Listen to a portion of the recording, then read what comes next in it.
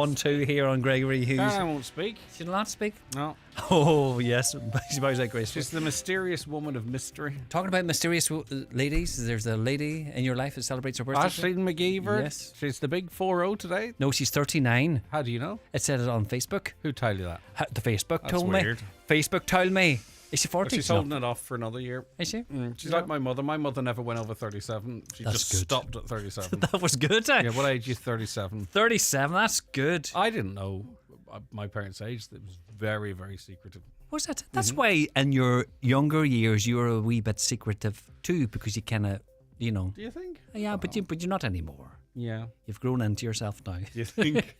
When you get that age, you know, stop in your man boobs when you do that. The buttons are starting to stretch a little There's bit. nothing worse than wearing a shirt, right, and it kind of splits there, but you're good, like you're all right. Well, they yes. have sit-down shirts and you have stand-up shirts. I did not know. You're joking. No, not literally, but in your own wardrobe, you have one. Well, I'm all right standing up, but if I have to sit down, you get away with it with a tie and a jacket, but you wouldn't wear it on its own. It'd be like the Incredible Hulk is trying to come out. I've had enough of that. Come here. What's your plans? Anything coming up? No. What? Simple life. Simple life is what I need. You know. Ashleen's a big fan of yours. Are you going to sing happy birthday to her? Happy birthday to you. Happy birthday to you. Happy birthday to you, Ashleen. Happy birthday to you. Oh. There's a kiss in everything. Wow. Oh, see, you're Where jealous. was that kiss? On the booty. You did ask. Oh, you are a wild one. Come here, Lee. Have a fantastic day. You two enjoy the birthday see party. You tomorrow. All right, God bless. Birthday party? Is there a birthday party? Well, you better have one organised now. That's Yeah, plenty a of time. surprise. All right, cheers, Gucci Goo. Thanks very much indeed. It is the 9 till noon show, 9 o'clock news update. Over to Michaela Clark. Thanks, Greg. Good morning. The Taoiseach is travelling to the UK today to meet with the new British Prime Minister. They're set to discuss a reset in Anglo-Irish relations over dinner in Chequers. The situations in Gaza and Ukraine will also be discussed. Simon Harris says the fact that Keir Starmer has asked to meet him in Chequers is a strong signal of the value he attaches to the friendship and closeness of the two countries. Meanwhile, members of the National Advocacy Service are staging a protest at the Taoiseach's constituency office in Wicklow today. The service, which supports adults with disabilities across Ireland, is on hold for a second week in a strike over the implementation of a Labour Court recommendation on pay and conditions. South Donegal Deputy Marion Harkin says she's appalled at how staff have been treated, and she's calling on Simon Harris to urgently intervene. The people who are suffering are the people who rely on the services of the National Advocacy Service, you know, in order to liaise with state agencies and other services. And these people are silent, they don't have a voice, and they're without support now. This strike should never have happened, and that's why I'm calling on the Taoiseach or the Minister, whoever, sort it. Plans to extend the delivery of the intravitreal injection service to non-diabetics in Donegal has been welcomed by Councillor Albert Doherty. Previously, only those with diabetes could avail of the treatment. It's understood a business case is being prepared to employ a second community ophthalmic consultant physician in the county.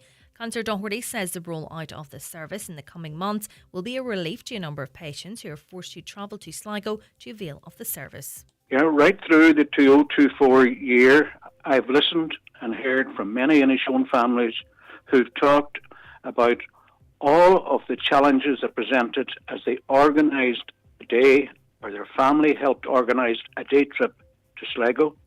They've also commented on how it was like attending a meeting in Inishowen. Such were the numbers of fellow Inishowen people in Sligo. The Justice Minister says she's confident Gardaí are fully equipped to respond to incidents such as those in Coolock in Dublin this week.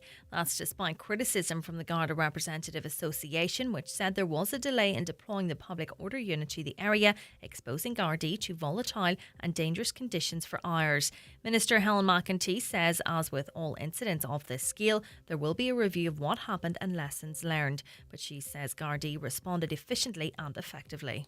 I spoke to the Garda Commissioner very early on that day, and at that stage the public order units were being deployed. It takes time to gather them, and obviously you had more plainclothes Gardaí, and those that were local were coming to the scene as well.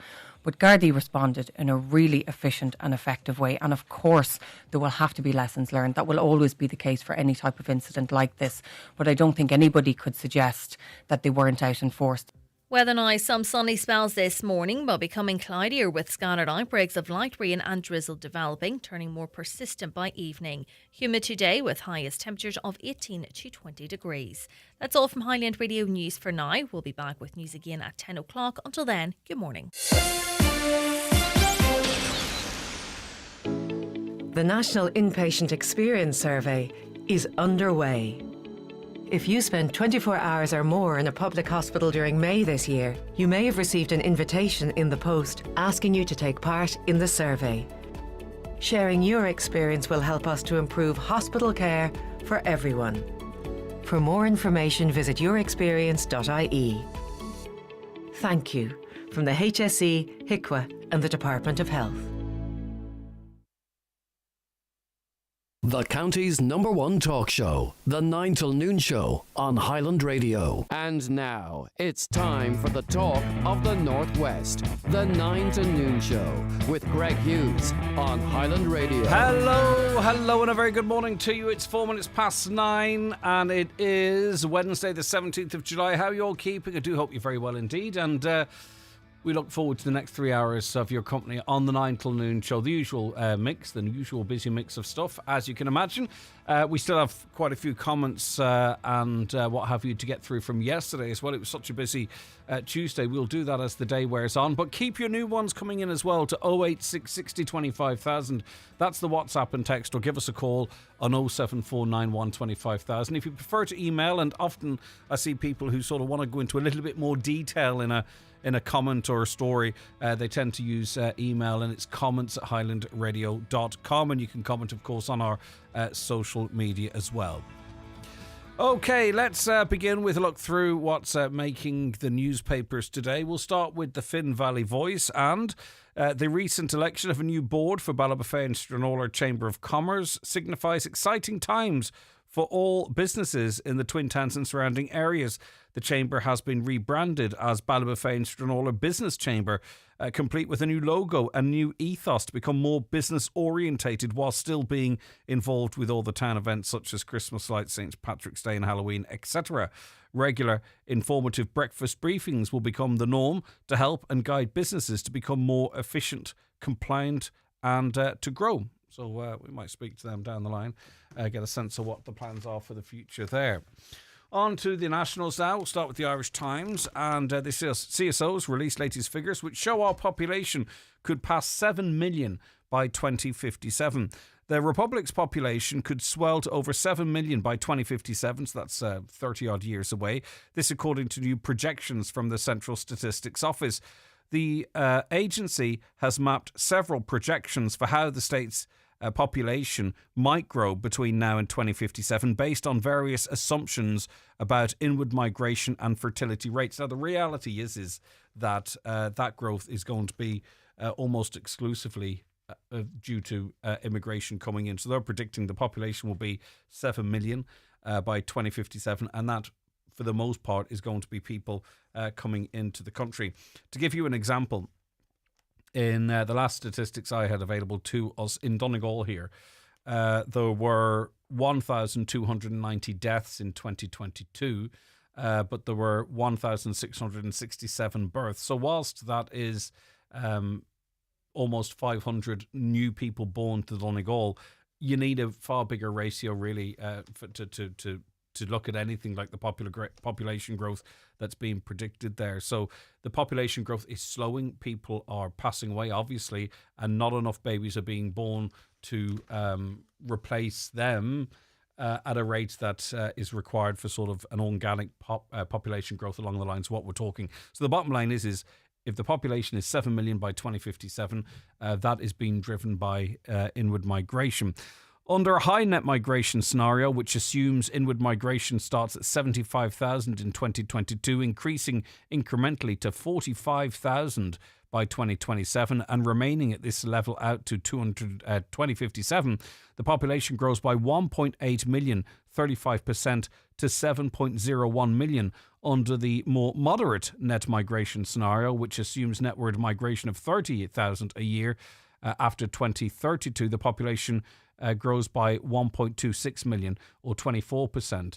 And under a low migration scenario, which assumes net inward migration of 10,000 after 2032, the population is only expected to increase by 549,000 or 10%. But still, even at the lowest level, the population to grow by 10%, and that made up primarily by inward migration. Right, on to the Irish Independent now, and your tax disc on your windscreen is going to be a thing of the past. We did flag this for you last month or the month before, but anyway, new laws will allow Gardaí to share road crash details with local authorities to help identify what factors contribute to them. The move follows the revelation that local authority engineers have had no information on the circumstances of crashes for 6 years because of concerns that sharing details could breach data protection regulation. The roads bill, which the government aims to enact in the autumn, will allow for details to be shared while protecting the personal privacy of victims who have rights under GDPR law. Now, why did it take this long for them to figure out that we can still give the information to local authorities that help shapes future road improvements, but will withhold names, and then GDPR won't be an issue? Well, anyway, the number of deaths on Irish roads continues to grow and authorities scramble to understand what's happening. Up to yesterday morning, 104 people had died in 97 instances, an increase on the 85 instances and 89 fatalities in the same period last year. But also, as I mentioned, tax discs are also going to be done away with under this new law, which will tidy up the windscreen. And you know what? They can be quite... they can obstruct your line of vision as well. The Irish Daily Star this morning, just 158 new social homes were built in the first 3 months of 2024. The government's target was 9,300, but just 158 delivered. The Department of Housing said a further 330 social homes were bought in the first quarter, while 232 were leased. However, the department said most of the properties it is constructing will be delivered in the final months of the year. Housing Minister Darragh O'Brien said it is clear to see that record investment under housing is bearing fruit in a robust delivery pipeline, and a strong momentum is growing. I beg your pardon. I'm getting a scam call on my watch, you see. I'm almost half tempted to answer it on air just to see what they say. But anyway, I won't. It's kind of frustrating. The phone's ringing on silent. But anyway, Darragh O'Brien went on to say it's very apparent that the ability of local authorities to build social housing on their own land in alignment with the Housing Delivery Action Plan is pivotal to achieving cost-effective delivery at the scale required under current and future projections. We are working with them to ensure they can deliver on their full potential, he said. Another night of at least standoffs between people in Coolock and the Gardaí. See these images of people with balaclavas on and chucking stuff at police and the Gardaí. And I know they might say, well, the Gardaí are being heavy-handed, but it's crazy to see. And so many young people that I don't really think are invested in the whole conversation at all. I think maybe there are older people who could maybe show a bit of guidance and say, look, there's another way of doing this. We can make our point without necessarily breaking up stones and rocks and throwing petrol bombs at police or Gardaí. But anyway, Taoiseach Simon Harris yesterday blasted the sheer thuggery at a planned site for asylum seekers in Coolock as locals brace for more violence in the days ahead. Large blocks were placed outside the former Crown Paints factory overnight after Monday's mayhem. More than 100 people, many of them were wearing masks. They gathered outside the site on Dublin's Malahide Road for another round of protests yesterday. And last night, the Public Order Unit was deployed again with around 70 protesters moved on. Gardaí sources told the paper the orchestrators of Monday's violence had held meetings to coordinate their actions. And also, it's just there's a real change in the tone of things in this country. Stuff you didn't see before happening now. Like there was a mini tented village came up yesterday, and locals saying, like making direct threats, saying, the police can't, or the Gardaí can't protect you all the time, and so on and so forth. It's just the whole language and rhetoric is getting very, It's getting very dark in tone now. The Irish Mirror tells us that an emergency security operation was mounted after a far-right plot to murder Leo Varadkar was uncovered. The former Taoiseach had his armed security detail reinstated after Garda intelligence learned a gang planned to use an ex-soldier from an elite foreign military outfit to shoot him. One source said the plot was real and it was advanced. It comes as Mr. Varadkar, who also served as Taoiseach, confirmed last night that he won't be standing in the next general election. I just presumed that. I thought that was a given. And finally, just for those of you who watch Strictly Come Dancing, I know there's quite a big following of it in this country. It's at this time of the year that Strictly casting bosses normally puts the finishing touches to their star-studded lineup. But after months of being bombarded with calls from agents begging for their clients to be given a place in the Saturday night favourite, Stefania Alexander, the show's long-serving booker, has usually signed up at least 6 or 7 celebrities whose names inevitably find their way into the public domain. This time round, though, however, it's been quite a struggle, despite it being Strictly's 20th anniversary year. Insiders at the BBC say they're having problems recruiting females in particular, especially high-profile ones, a first in its rich history. And this is based on some controversy as it relates to the male professional dancers and a couple of allegations of bullying and the mistreating of their dancing partners and what have you. So there you go. Right, let us see. We're going to take a quick break. We'll be back with more in the 9 till noon show after these. Daily newspapers are courtesy of Kelly's Centra and Diner, Mountaintop Letterkenny, winner of Best Family Dining at the Highland Radio Hospitality Awards. Jimmer na táirteamh Colm Ferreter an seo, bigí linn líhí céine, searcú díothach de clog lethaí rúile búile. Nuair a bhés an cutseoirt omraite, Emma Rouse, bio sa studio lum. Rúile búile ihí céine bigí linn.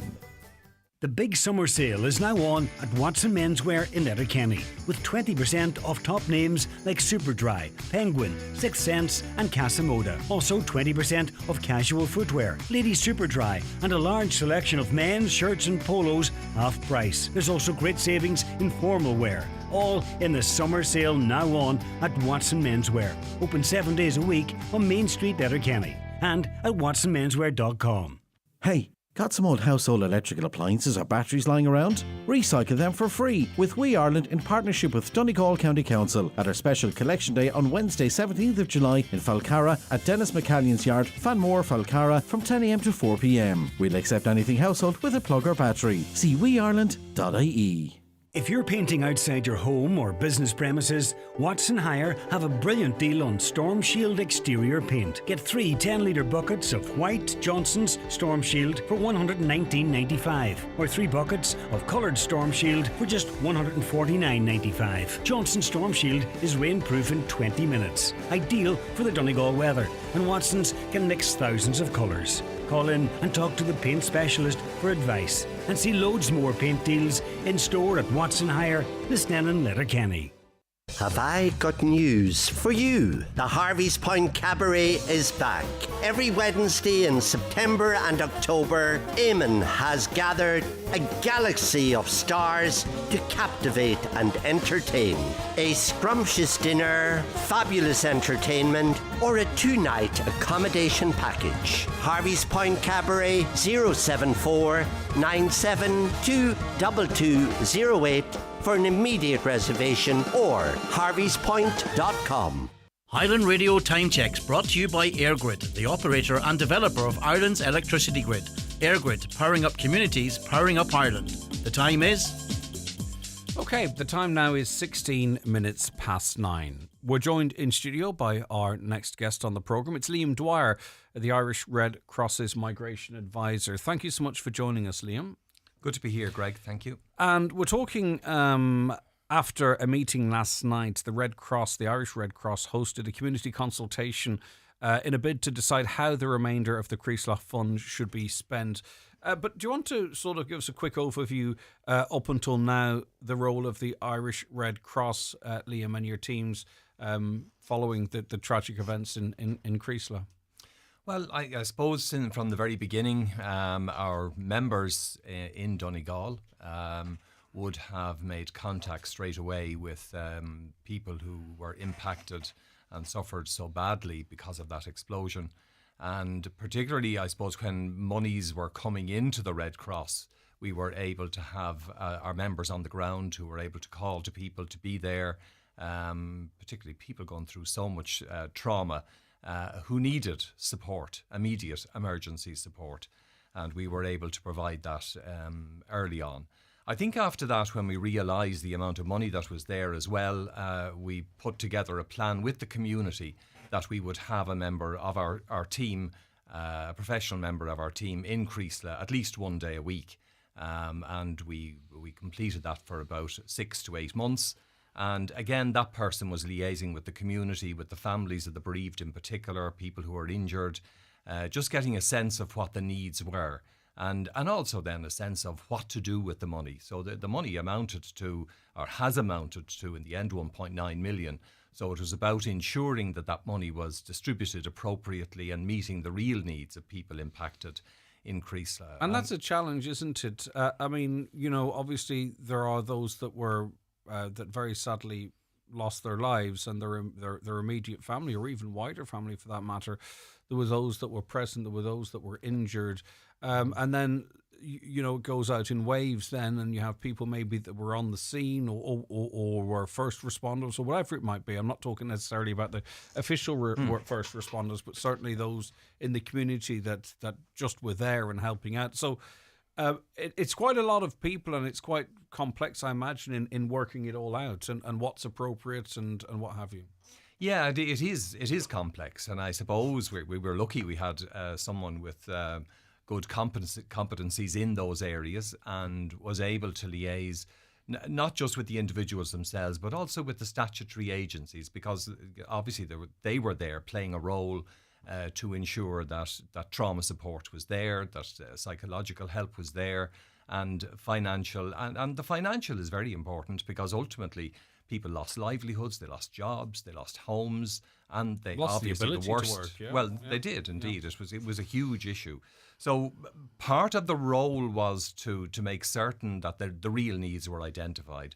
But the community early on made it very, very clear, because from day one we said, look, we will focus on spending the money here in Creeslough and its environs with those who have been impacted.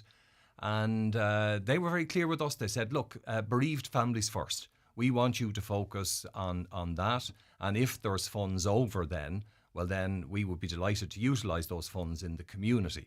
And I suppose then the work that we have been doing over the last time has been simply to make certain that the bereaved families were, number one, cared for financially in whatever way possible, and also people who were injured and impacted and lost houses and jobs, etc. And we're at a stage now, I suppose, where we have 144,000 left, which is about 7.5% of the fund. And we need to talk to the community and the families of the bereaved about how that money is to be spent. How do we find ourselves with 144,000 left over, and the subject of a series of public meetings? Is that the norm in this type of a situation? Is this part of the process of wrapping it up? If you know what I mean, it's like, how do we come to a point where there's 144,000 remaining? Is it a happenstance, or is it part of the process? It was always part of the process. From day one, we said, look, obviously the main focus of the funds were given to assist families, people in need, people impacted, but also the community itself. So the community was clear, we want you to focus on the families of the bereaved first, and then come back to us if there are monies over, and we can have a discussion about how those monies should be spent. So that's what we are doing at the moment. And the meeting last night, there were 19 of us there last night from a variety of both the community organisations, individuals, the families themselves of people who are bereaved. And we just discussed the amount of money and the possible usage and the way that money could be used, or how people could access it. And just in terms of the turnout, I mean, were many more people invited? Is that how many you might have expected to attend, or were you disappointed, or what was the reaction? Well, I mean, look, I suppose we would normally expect somewhere between 15 and 30 people to attend. So it wasn't an unusual number. Obviously, the more people who are there, the better. What we did to prepare, though, was we made certain that the families of the bereaved received letters from us directly first to say we were coming up and that we would be delighted to meet them individually, because sometimes did many take they you have up other. on that? I wonder, But no, ironically, Greg, and look, that remains absolutely open. The Red Cross is here with That's a focus. their prerogative, isn't it? It is their prerogative. So. They know the Red Cross is always going to be available over the coming months and years. So if people need us or want to talk to us, we're open to that. So some of the suggestions that came forward last evening, trauma support. So what does that look like? Yeah, the discussion really was around the type of support that people need in these in such a tragic event in a close-knit community. It's a long-term support, so there's immediate support straight away, and people will need counselling or need counselling and receive it. But there are longer-term issues. Some of these issues really only come to people's minds, I suppose, after a year, 2 or 3 years. Different things happen at different times. Exactly. But is it the role of the Red Cross really to sort of account for that? Would you not expect other agencies, the HSE, for an example, to step in and free up this funding for something else? Do you know what I mean? Especially the fact that we would expect it to be a long-term commitment. Look, Greg, there's no doubt about that. And I mean, the HSE have a fund set aside and provide services in this area. We're talking about utilising the funds that we have to enhance that and to make that available down at the core level for football teams, for social occasions, for within church communities, within the real community trauma support, and to make certain that is available. But we would do that, and I think the discussion last night was that we should be doing it with the likes of the Donegal Youth Association, with Foróige, etc., with the GAA, etc., with the variety There's no point of other starting people from involved. scratch. You Exactly. engage with those that are already working in that area. Precisely. Yeah. A garden of remembrance too, because I think that's really important. Is how this is not remembered or marked. I'm not sure of the exact words.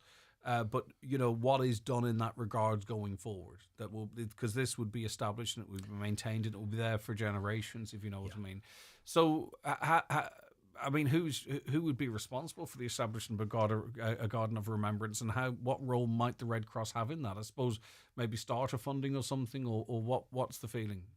Yeah, the feeling was that commemorative events or something like a garden to remember people, that they were suggestions that came up. Now, they have come up before, and we had them on the agenda for discussion last night, but it's interesting that the garden concept was very strong.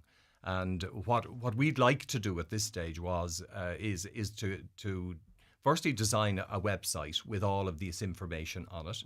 We'd like to share that in particular with the families of the bereaved. That would be our next move. And once they're good with the layout of this, well, then we're going to put that website up and enable people to look at what the possibilities for the funding are and the methodology for accessing that funding. And with that in mind, we hope to persuade a couple of people within the local community to take an assessment role, because you don't want an outside organisation like the Red Cross making decisions like that. We want to make these are community decisions. But there comes a point too where the Irish Red Cross needs to step back. Absolutely. The same as everyone. There comes a point where everyone needs to step back, and it's the community that moves forward. Yeah. I mean, that's not to say withdraw any supports, but you know what I mean. There is a time that people maybe want to move on to the next stage of a very long journey for themselves. Yeah, and there's a community association there, and the community association I've no doubt they were present last night, and they will take leadership roles. Within a leadership role within the community, and we will support that. Yeah. Another meeting in September. So what's the purpose of that? Well, that's to finalise all of these arrangements, in the sense that we've got a lot to think about after last night. We want to go back now and consult one more time with the families of the bereaved, and then we want to come up with the map, the way we're going to deal with this 144,000. and the website we're going to set up, and looking for that community involvement to take it really from us, because I think that's the critical piece. And it's a great challenge, because lots of people have lots of different views, Yes, and all carry equal weight, and it's getting to a point whereby as much as anyone possibly could is trying to do as much as each individual or each group want. Yeah, and that makes sense. Yeah, well, it does. It's complex, and it's complex because you've got the individuals, and people have been hugely traumatized by this awful tragedy, and so it's trying to respect that and trying to enable people to move in as much as they can to move on from that, and to do that both for the individuals and to do that at a community level, because really we want to try and focus now on the community and the needs of the community. We want to do that respectfully. And I know you want to speak to everybody, right? So anyone in the community or anyone who is affected by this or who is bereaved, sometimes you can't reach everyone, even with the letters or whatever it might be. So what is your message for the community? They can identify themselves if they are, part of this, just in terms of engagement between now and September, or making so that they feel their voices are being heard, or what have you. So what is your message to them in terms of this process? Well, it's to contact us. So in other words, the Irish Red Cross is there. We obviously, the phone numbers, etc., the contact emails are there. To look for Liam O'Dwyer, I'm the contact person, or Niall Keane, my colleague, and we would be delighted to talk to anybody who has ideas about this, about ways forward, and then we will be back in September to have that further discussion with the community, to, I hope, bring matters then to a head in terms of a plan as to how to utilise the and at the that funds. point, without not in terms of abandoning anyone or any community, but the Red Cross step away, at that point, would you hope towards the end of this year? I think direct. Greg, look, from our point of view, we're delighted. We're delighted to have this investment. To be quite frank with you, in Donegal, the Red Cross in Donegal is very strong in what it does, and our commitment is to be there. But in terms of this process, we're keen to move the process over to the community, so the community takes ownership and is not dependent in any way on the Red Cross. I called a couple of callers. Did the Red Cross get paid for the work? I've just asked that. No is the answer to that. I suppose that's why we presented the accounts last night to the community, and we've made it quite clear that the Red Cross has not taken what would be a normal percentage, and indeed it has had to cover the cost of the salaries of the people who've been involved out of its own funds, not out of this fund. Okay, it's good to clarify that. So, I mean, obviously people have to get paid, but it's the Red Cross that have paid that out of their funds, and nothing in that regard has been taken from the very generous donations from the public. Okay, Liam, do you need to signpost people where the contact details are, or do you think they're widely available out there in the community? Or I think they're available. I think if people just look up the website of the Irish Red Cross or the phone numbers and make contact with us, we'd be delighted to talk with them. And prior to the meetings, I was delighted to get a number of emails and a number of telephone conversations with people locally prior to the meeting, which was great. Okay, useful indeed. All right, Liam O'Dwyer, and unless there's anything else you think needs to be added? Nope, that's okay. great. Thanks, thank you very much for calling in. That's Liam O'Dwyer, the Irish Red Cross Migration Advisor. Donegal County Council invite you to a public information event on Letterkenny Transport on Wednesday 17th of July from 3 p.m. to 7 p.m. at the Radisson Hotel, Letterkenny. Projects include the town bus service, active travel, local link and 10T. Everyone is encouraged to call in for more information. Austin Lochgalton Garda Hark present a country cabaret and dance this Thursday 18th with Mick Flavin, Conor O'Donnell, Chelsea Evans, Noel Shovelin, Norman Borland, Cara Lynch with her hit song The Houses Are Falling, and Brian Kerrigan. Doors open at 8, dancing 9 till 12. Tickets €15 from Austin Lochgalton reception or at the door on the night. All you need to make your house a home at Patterson's The Hall Lifford. From garden furniture to kitchens, sofas and dining sets, all under one roof. Need a new mattress? Why not visit our sleep centre on the first floor, with a large range of quality beds and mattresses in stock and ready for collection or delivery. Relax in our coffee shop serving hot lunches daily. Open Monday to Saturday, 9 a.m. to 5:30 p.m. Patterson's Kitchens and Interiors, The Hall Lifford. New this week in Home Store and More. All Reed diffusers are all half price. But better hurry, because when all our half price Reed diffusers are gone, they're gone. Also, all wetsuits and summer toys and all summer duvets are still all half price. But when all the half price wetsuits and summer toys and all the half price summer duvets are gone, they're definitely gone. Drop by your local Home Store and More or visit us online at homestoreandmore.ie. Home Store and More. A happy home.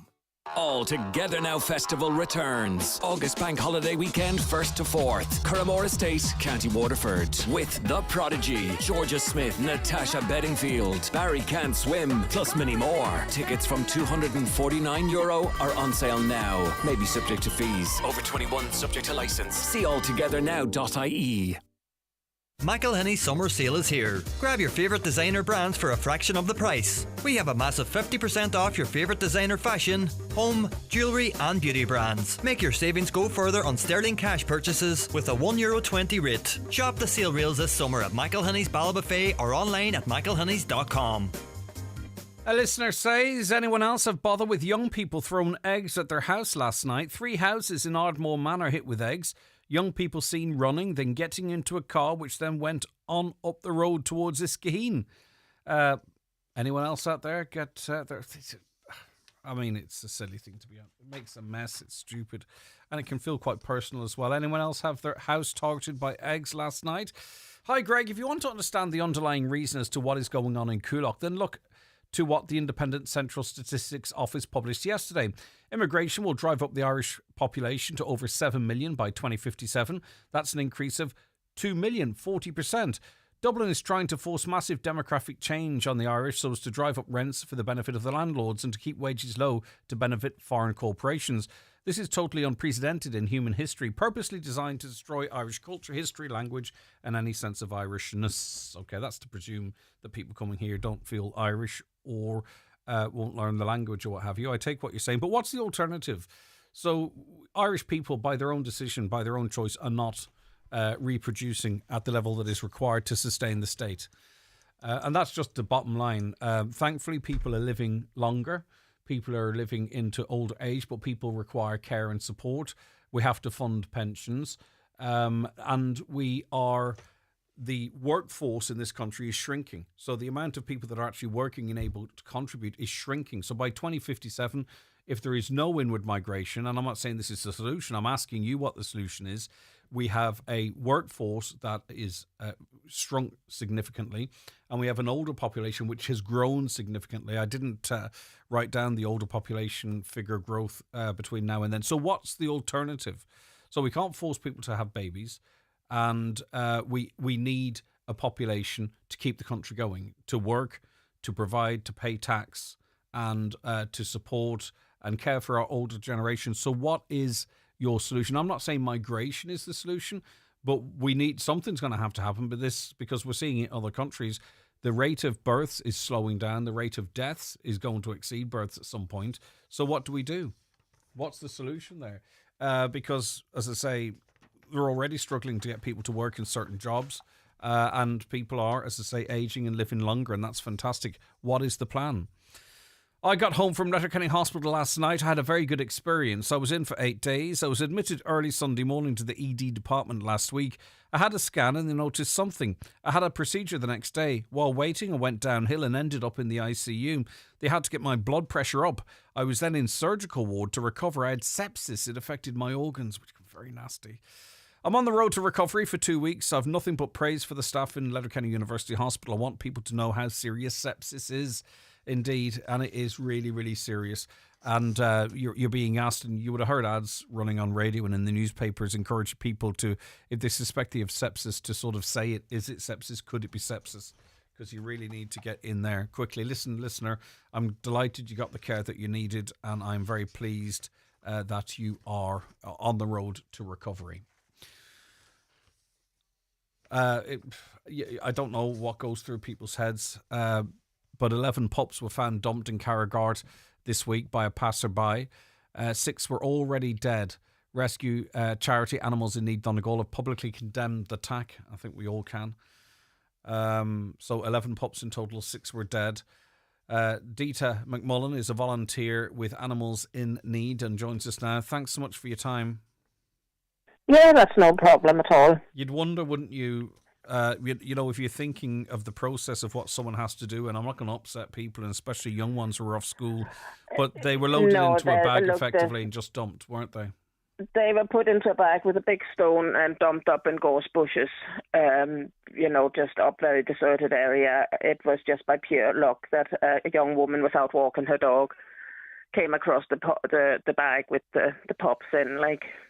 So do you think the motivation of the person responsible was that they would just perish up there in this bag and no one would discover them? That's the only conclusion to draw, really. It was pure luck that they were found. You know, nobody would tend to come. It was a very deserted area. Nobody would be coming there. Like, there really was no excuse for the like of this. And we would be very concerned about the mother dog. Yeah. Because out there somewhere there's a mother dog as well that's missing pups and. I don't need to paint the picture, but you know these are animals with feelings and some understanding of the surroundings, of course, and Absolutely. for them to perish in the way they did, you know, slow, agonising death, as I say. And I suppose you have to paint that picture for people to realise that some people are capable of this. Excuse me. Absolutely. Like, I mean, it is inexcusable. I mean, you imagine the fear, you know, I mean, they basically starved to death. Like, you know, it is, there's no way of putting it that makes it any bit okay. Look, there's so much, it's very easy to prevent a dog from having pups. Like, you know, it's a quick operation. You know, there are charities out there like ourselves. There's other charities, Dog Trust as well, that helps with neutering costs. So, I mean, there's no excuse to let a dog go through this, have the pups, I mean, the distress on the dog as well. I mean, she could be facing complications now after, like mastitis or anything like that. So, you know, it would be imperative to find the mother and make sure that she is getting the care that she needs as well, never mind the pups. Now, we have the 5 pups here that came to us alive. 3 of them were already showing signs of their bodies shutting down. Now, thankfully, only 1 of them passed. So we have 4 pups that seems very healthy at the moment anyway. And, you know, they're just getting used to the bottle. Like, I mean, it's a big change for them too, like for them to suddenly be here and not knowing what's going on and having to get used to taking the bottle and all. But we're getting there, and they're getting well used to it now, like, which is fantastic. Yeah. What? I mean, obviously, this is a criminal act. It's a cruelty act. Any information? Yes, abandonment is a cruelty act. Anyone who has any information about who might be responsible for this needs to take that information to the Gardaí. Yes, it has been reported both to the Gardaí, and the ISPCA is following it up as well. Yeah, but anyone who observed anything. Anybody that has anything, like, I mean, usually you would look for dash cam images or anything like that. It wouldn't really be possible out that area. But I'm sure somebody would know, possibly in that area, you know, a dog that looked like she was pregnant recently, you know, and then suddenly is not. Yeah. You know, like 11 pups, she would have been fairly big. It is a collie dog, unfortunately, the usual kind of dog that does be around, like, so there would be a lot of them dogs about the area. Yeah. So, I mean, definitely report it if anybody knows something. Because this, I mean, if someone is capable of this, you'd have to wonder what else they're capable of. It's horrendous. Yes, I mean, we keep thinking about, like, what were they thinking? How could they walk away? How could they put them in the bag? How could they walk away? How could they have any peace after that, after doing that, knowing that they have condemned them to die like that? How can they have any peace at all? What age do you think the puppies were? We're looking at a picture of them here. Lovely wee things. They're newborn. They're newborn. The umbilical cords were still attached. The wee ones that was passed. Like, you know, I mean, they were newborn. Like, definitely. So I mean, they were basically torn straight off the mum. Like, I know. It's as you say. What about her? It's the worry with her, because the pups, the remaining pups, they are getting the care, but is she getting the care that she needs? Because she would be having milk for the pups, which can easily turn to mastitis when there's no pups there. Any other complications? Were all the pups delivered? Does she need help? We would just be worried about that, because 11 pups is a lot. She would need a lot of extra feeding as well. Like, how is she doing herself? Yeah. Someone knows something. I mean, did someone drive to the area? I don't know. I mean, we can't presume, can we? That's it. It mightn't be a local person. It might just be somebody who had the pups and just drove till they found somewhere they thought was deserted enough. It's hard to know, and you can't even put yourself in their mindset. It's just too dreadful to think of. Like, and I mean, these poor wee innocent ones. Like, it's not right. So if anyone out there, I think if anyone out there, noticed that there was obviously going to be a heavily pregnant dog, a collie dog, we exactly, presume, and she shot. Yes, and now all of a sudden it's not pregnant, and the puppies are gone. 11 of them, a significant number. There should be warning bells ringing there. Yes, there should be somebody noticing that. Okay, and someone had to drive there, presumably. They might not have seen the act of the bag being disposed of, but they certainly may have. They certainly may have seen a car travelling in that direction. They will notice that. Yeah, they would notice a dog. So whereabouts in Carragard did this happen? Now, I am not very good with pronunciation. Gardner Braid. Yeah, Gardner Braid. Is there something called Gardner Braid or Braid or something like that? Yeah, that's the area there. Yeah. All right, anyone in and around Gardner Braid? There's a lot of people out walking and what have you. There would be a lot of people out walking there, yes. Okay, listen. There's a cost involved in the care of these animals. Yes. There's a GoFundMe page set up as well for anyone who wants to contribute. It's not a GoFundMe page, but we have our link up on Facebook. It's I Donate and PayPal and my charity apps we have up there. So there's a way of donating. Like, so they're on colostrum here now to start with, and then they go on to normal puppy milk then. And, it's be all the puppy food and all. Like, I mean, we can only think that the mum wouldn't have had the proper nutrition herself. So it's extra important that these get top nutrition. Yeah. I have a lot of now to keep them going. The wee dogs. Yeah, absolutely. Right. Okay, listen, thanks very much for that. I appreciate it. Thank you very much for your time. It's a shame to be talking in this context. But anyway, thanks very much. Take care. Yes. Okay, thanks very much. Bye-bye. Declan McMullen there, who's a volunteer with Animals in Need, Donegal. Someone, as I say, I don't want to be too graphic, but someone put 11 puppies in a bag, a rock in the bag, went near Gardner Braid and dumped them. And very sadly, 6 were dead on discovery. A further 1 died. The wee dogs that we're looking at now here, they're doing okay. They're getting the care and attention that they need. But the mother, a big concern is for the mother of the dog, the well-being of the mother. What must she be going through? I know these aren't humans, but still they have feelings and understanding and what have you. I would say if you have any information on that, as I say, sorry, I keep saying as I say, there's going to be a collie, cross, whatever it might be, that was very heavily pregnant, had at least 11 puppies. It's no longer pregnant. Those 11 puppies are gone. Where are they? The person may well be, most likely, I would suggest, probably from outside the area, but not necessarily. And someone knows something. And whoever is responsible for that needs to be held to account, because it's just not right. Is it? It's just not right. The blockbuster production of Wicked returns to the Bordgash Energy Theatre Dublin. Winner of over 100 Golden Globes and 10 Tony Awards, ranked in the West End's top 10 longest running musicals of all time, and a show that has been seen by 65 million people worldwide. Join Highland Radio Friday 9th of August as we take part in the magic. Call us today at 07491 25000 or book your place through the outlet at highlandradio.com. Are you worried about trees on your property? Northwest Forestry Services Ballybuffet are fully insured and have over 40 years experience in dangerous tree removal, tree felling, surgery and stump grinding. For peace of mind, call Northwest Forest Services Ballybuffet for a no obligation quotation on 913233.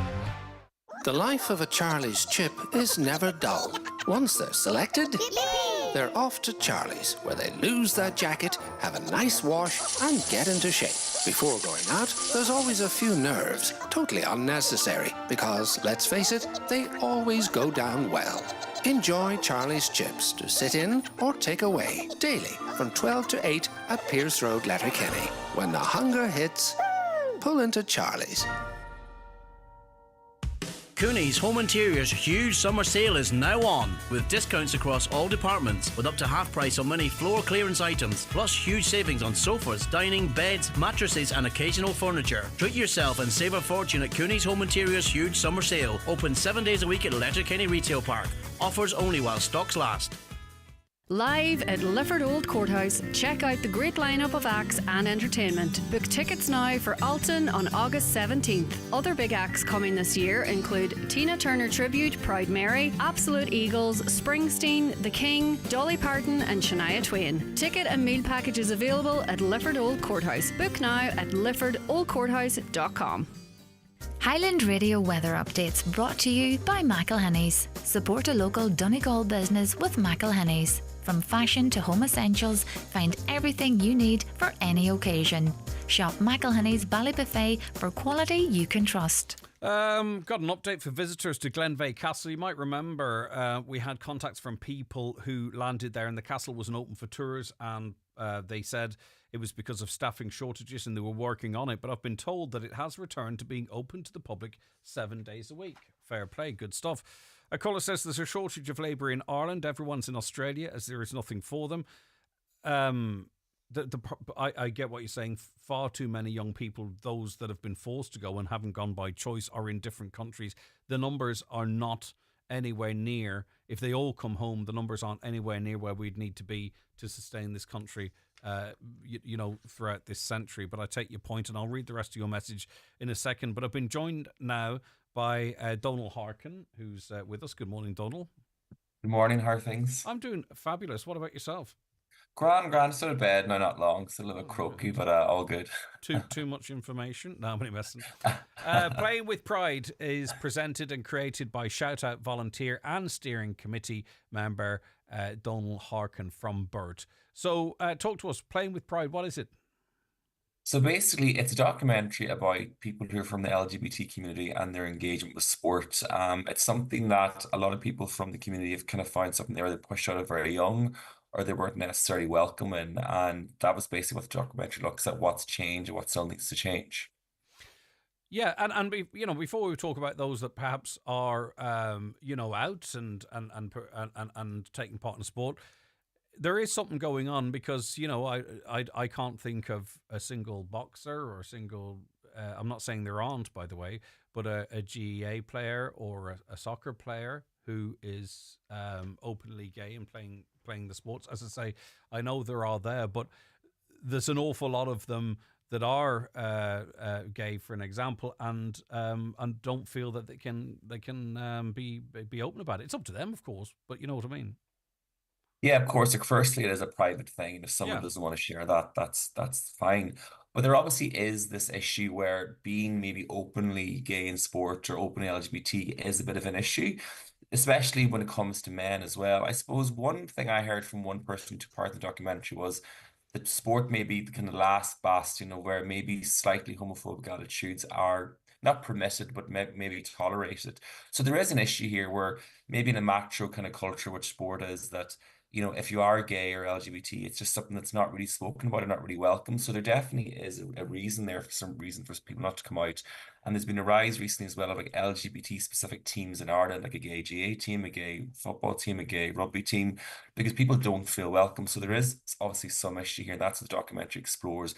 Why is this the case? What do we need to change? And why is it people feel that they can't be themselves in this big part of Irish culture, which a lot of people are involved in? Yeah, I think, though, it's getting ever more complicated, though, to find a solution if it's LGBTQ+. Because, they're like, say, for instance, in terms of the trans community changing spaces, women born men playing in women's sport. I think when it's all grouped together, it's very complicated to come up with a path forward. I would say I wouldn't like to be doing the navigation of that. Do you get where I'm coming from? Yeah, of course. I suppose, it is one big community, but there are differences. I suppose, like, if you're, let's say, a gay man, what's your struggle coming out as gay? Whereas if you're a trans person, for instance, like trans women can't play rugby. Now, that's a World Rugby decision that was made. And there is these kind of different issues as well. I suppose the viewpoint of, let's say, myself, the organization, is that everyone has a right to play sport. And I can understand that some people may have kind of qualms and worries around people playing, but at the end of the day, if we're excluding people from playing sport, which is meant to be an activity to bring people together and to foster kind of community, why would we want to exclude people? So I haven't got all the answers No, myself. neither do I, because there are in there competing rights as well. Yeah. Yeah. And I think, I'm not an expert in this at all. I just try to create the conversation, but I think that everyone should be able to take part and play. I think when it comes to trans people being involved, I think there's a lot of kind of hype and kind of like panic, or like, oh, they're going to come in and play all these sports, when really and truly you're talking about a very small amount of people. And I think, excluding them from playing at all isn't fair. And I would like to see policies come in place which are welcome to everybody. Again, what they look like and what they could be, I don't know. I'm not trans myself, so I'm not going to be able to say, but I think no one should be excluded from sport, no matter what their sexuality or gender identity is. Talk to me about the documentary. It's an online documentary. Is it available now? By the way, we'll remind people towards the end, but it is available now, Donald. Yeah, you can just Google Playing with Pride, shout out, and it'll come up. Basically, I speak to people from the community who are involved in LGBT teams, and we talk about, why maybe they fell off being involved in sport when they were younger, then how they came involved again in sport as they were older. I speak to people from the trans community around their opinions and struggles on sport and their community. And then I speak to Jack Dunn, who was the first professional Irish rugby player to come out as bisexual a few years ago. So it's just looking at what's happened, what still needs to change. And people have different views and different opinions. And I think it's all about creating a conversation and seeing, let's address this and make sport available for everybody and not something where anyone feels excluded from. Yeah. And it's been described as the last frontier for inclusion. Yeah, I do believe in that as well. Like, I suppose a lot of people have said to me, if the goal is total inclusivity and inclusion, why are these LGBT specific teams like a gay GA team, a gay football team, a gay rugby team? But I was like, they're obviously being created for a reason, because people don't feel welcome. The reason I wanted to do a documentary was growing up in rural Donegal, sport was very important. And I was put into various sports from a very early age by my parents, who really wanted me to be sporty. And this is back when I was very young and I didn't know I was gay, but I was different. And, there were comments made to me that you're not a man enough, you're not, enough of a tough guy to be here. And a lot of people who are LGBT kind of heard that as well. So they were pushed out of sport from an early age. And then by the time they became out and they were older, they realized they didn't feel welcome. And that kind of created a bit of an aversion to sport. So that's something I would like to see never happen again for anybody, because whatever you're like or whatever your background, you should feel welcome in sport. So there is an issue there. That's why the teams are there. But I think we want to try and get to a stage where it doesn't matter what your sexuality or gender identity is, that you can participate in sport. And if you want to be involved in an LGBT specific team, that's fine. But also if you want to join your local team, you should be able to without any qualms. Yeah, so I mean, obviously, when you speak to a wide range of people, the stories are going to vary from, poignant, difficult watches potentially to, happy stories as well, and what it means for them. So obviously, you want to, with the viewer, grow an understanding, and any other sort of, what else do you want to evoke in those watching this? What do you want the viewer to come away with if you feel your work is done, if you know what I'm saying? It's a good question, actually. What do I want the viewer to come away with? I suppose a lot of the time, the documentary kind of focuses on, organizations and like what they need to, like what does the GA need to do? What does the IRF need to do? What does the FEI need to do? I suppose for the ordinary viewer, I suppose I want them to think that, like, maybe the very kind of strict ideas they have of, like, only certain people should be involved in sport. I would think them like to change and say, hold on, if sport is for everybody, why would we want to exclude anybody? And also as well, I suppose it's, if they have people involved in sport, whether it's their own children, it's about maybe fostering accepting attitude with them as well. Because at the end of the day, LGBT inclusion is everywhere, and it needs to start in the home and the school, and it's positive conversations around, if someone is gay or whatever, that's fine. And if you are yourself, it's okay. So whether that's in any environment, fostering that inclusivity and that acceptance at home and anywhere is really important, and ensures that every aspect of Irish culture is welcome. Yeah, and I think it's really important, and has never been more important, that regardless of whatever a person's opinions end up being, is that they form it themselves. Yeah, absolutely. And the only way you do that is, even if you think it won't be of interest to you or it's not relevant to you, is to actually, this whole do your own research thing, right? We all need to do that. We have to make our own opinions. We can't just rely on a trusted other to formulate what we think. Okay, so search ad if you wish. It's available on a number of platforms. YouTube's probably going to be the handiest, of course, but just Google Playing with Pride. And it's from Bert's Donal Harkin, who's a volunteer and steering committee member with Shout Out. Playing with Pride, it's a documentary that's available right now online. Listen, thanks very much for that. Appreciate it. Thanks so much, Greg. Much appreciated. Thanks for having me on. Bye-bye, Donal. Thanks very much indeed. That was Donal Harkin there. You're tuned to the 9 till noon show here in Highland Radio. After 10, it's that time of year again. The Mary from Dunlow Festival is nearly upon us. We're going to be speaking to Pat Nora and Gavin, the two men behind it, part of the team behind it, of course, I'm sure they would say. And so much more besides. That's all coming up between now and 12. Transform your home with Hegarty's Home Interiors in Buncrana. Discover a wide selection of stylish furniture and decor to create your perfect space. Our expert team offers personalised advice to match your style and budget. Visit us on Main Street, Buncrana. Open Monday to Saturday 9 a.m. until 6 p.m. Or visit hegartyshomeinteriors.ie. Hegarty's Home Interiors, making homes beautiful since 1946. Hi, Paddy here at Shane Conley Cars in Donegal Town. Are you looking to upgrade your car? With Shane Conley Cars, you'll find makes and models for every budget. Great finance options, and we also accept trade-ins. Check out shaneconleycars.com or call in to us at Shane Conley Cars from Lonaher Road, Donegal Town. Atlantic Travel. Bonded, licensed and trusted in Ireland. Expert advice on your world adventure. Search for sun, cities, or a last-minute escape to sandy shores. Get away this summer with tantalising offers, luxury resorts and family favourites. Free kids places still available. The offers won't last forever, but the memories will. Book now with a trusted travel agent. Atlantic Travel, Letterkenny.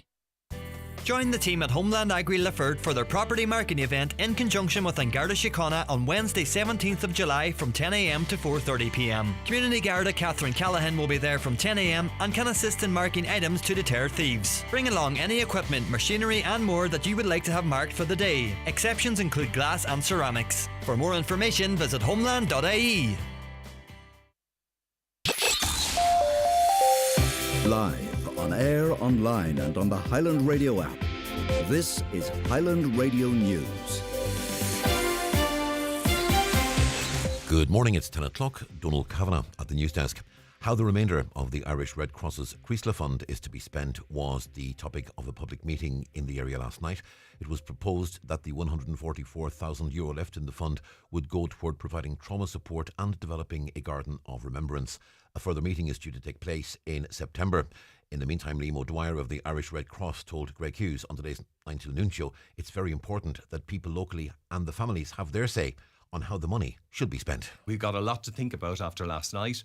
We want to go back now and consult one more time with the families of the bereaved, and then we want to come up with the map, the way we're going to deal with this 144,000 and the website we're going to set up, and looking for that community involvement to take it really from us, because I think that's the critical piece. It's complex, and it's complex because you've got individuals and people have been hugely traumatised by this awful tragedy, and so it's trying to respect that and trying to enable people in as much as they can to move on from that.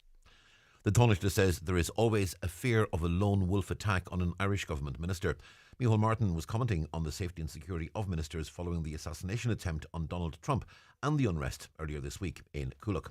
Speaking in Kenya, Mr Martin said Gardaí will keep considering the need for additional security. The Gardaí will continually review security arrangements for politicians and for ministers, and some have higher levels of threat than others, but we can never be too careful, and the fear is always a lone wolf type attack, but that's something that the Gardaí will keep under review. Plans to extend the delivery of intravitreal injections to non-diabetics in Donegal has been welcomed by Councillor Albert Doherty. Previously, only those with diabetes could avail of the treatment. It's understood a business case is being prepared to employ a second community ophthalmic consultant physician in the county. Councillor Doherty says the rollout of the service in the coming months will be a relief to a number of patients who at the moment are forced to travel to Sligo. Right through the 2024 year, I've listened and heard from many Inishowen families who've talked about all of the challenges that presented as they organised a day, or their family helped organise a day trip to Sligo. They've also commented on how it was like attending a meeting in Inishowen. Such were the numbers of fellow Inishowen people in Sligo. A man's been hospitalised following an assault in Bundoran. The man in his 30s was attacked at a property in the town last evening. He was taken to Sligo University Hospital for treatment for injuries which are not believed to be life-threatening.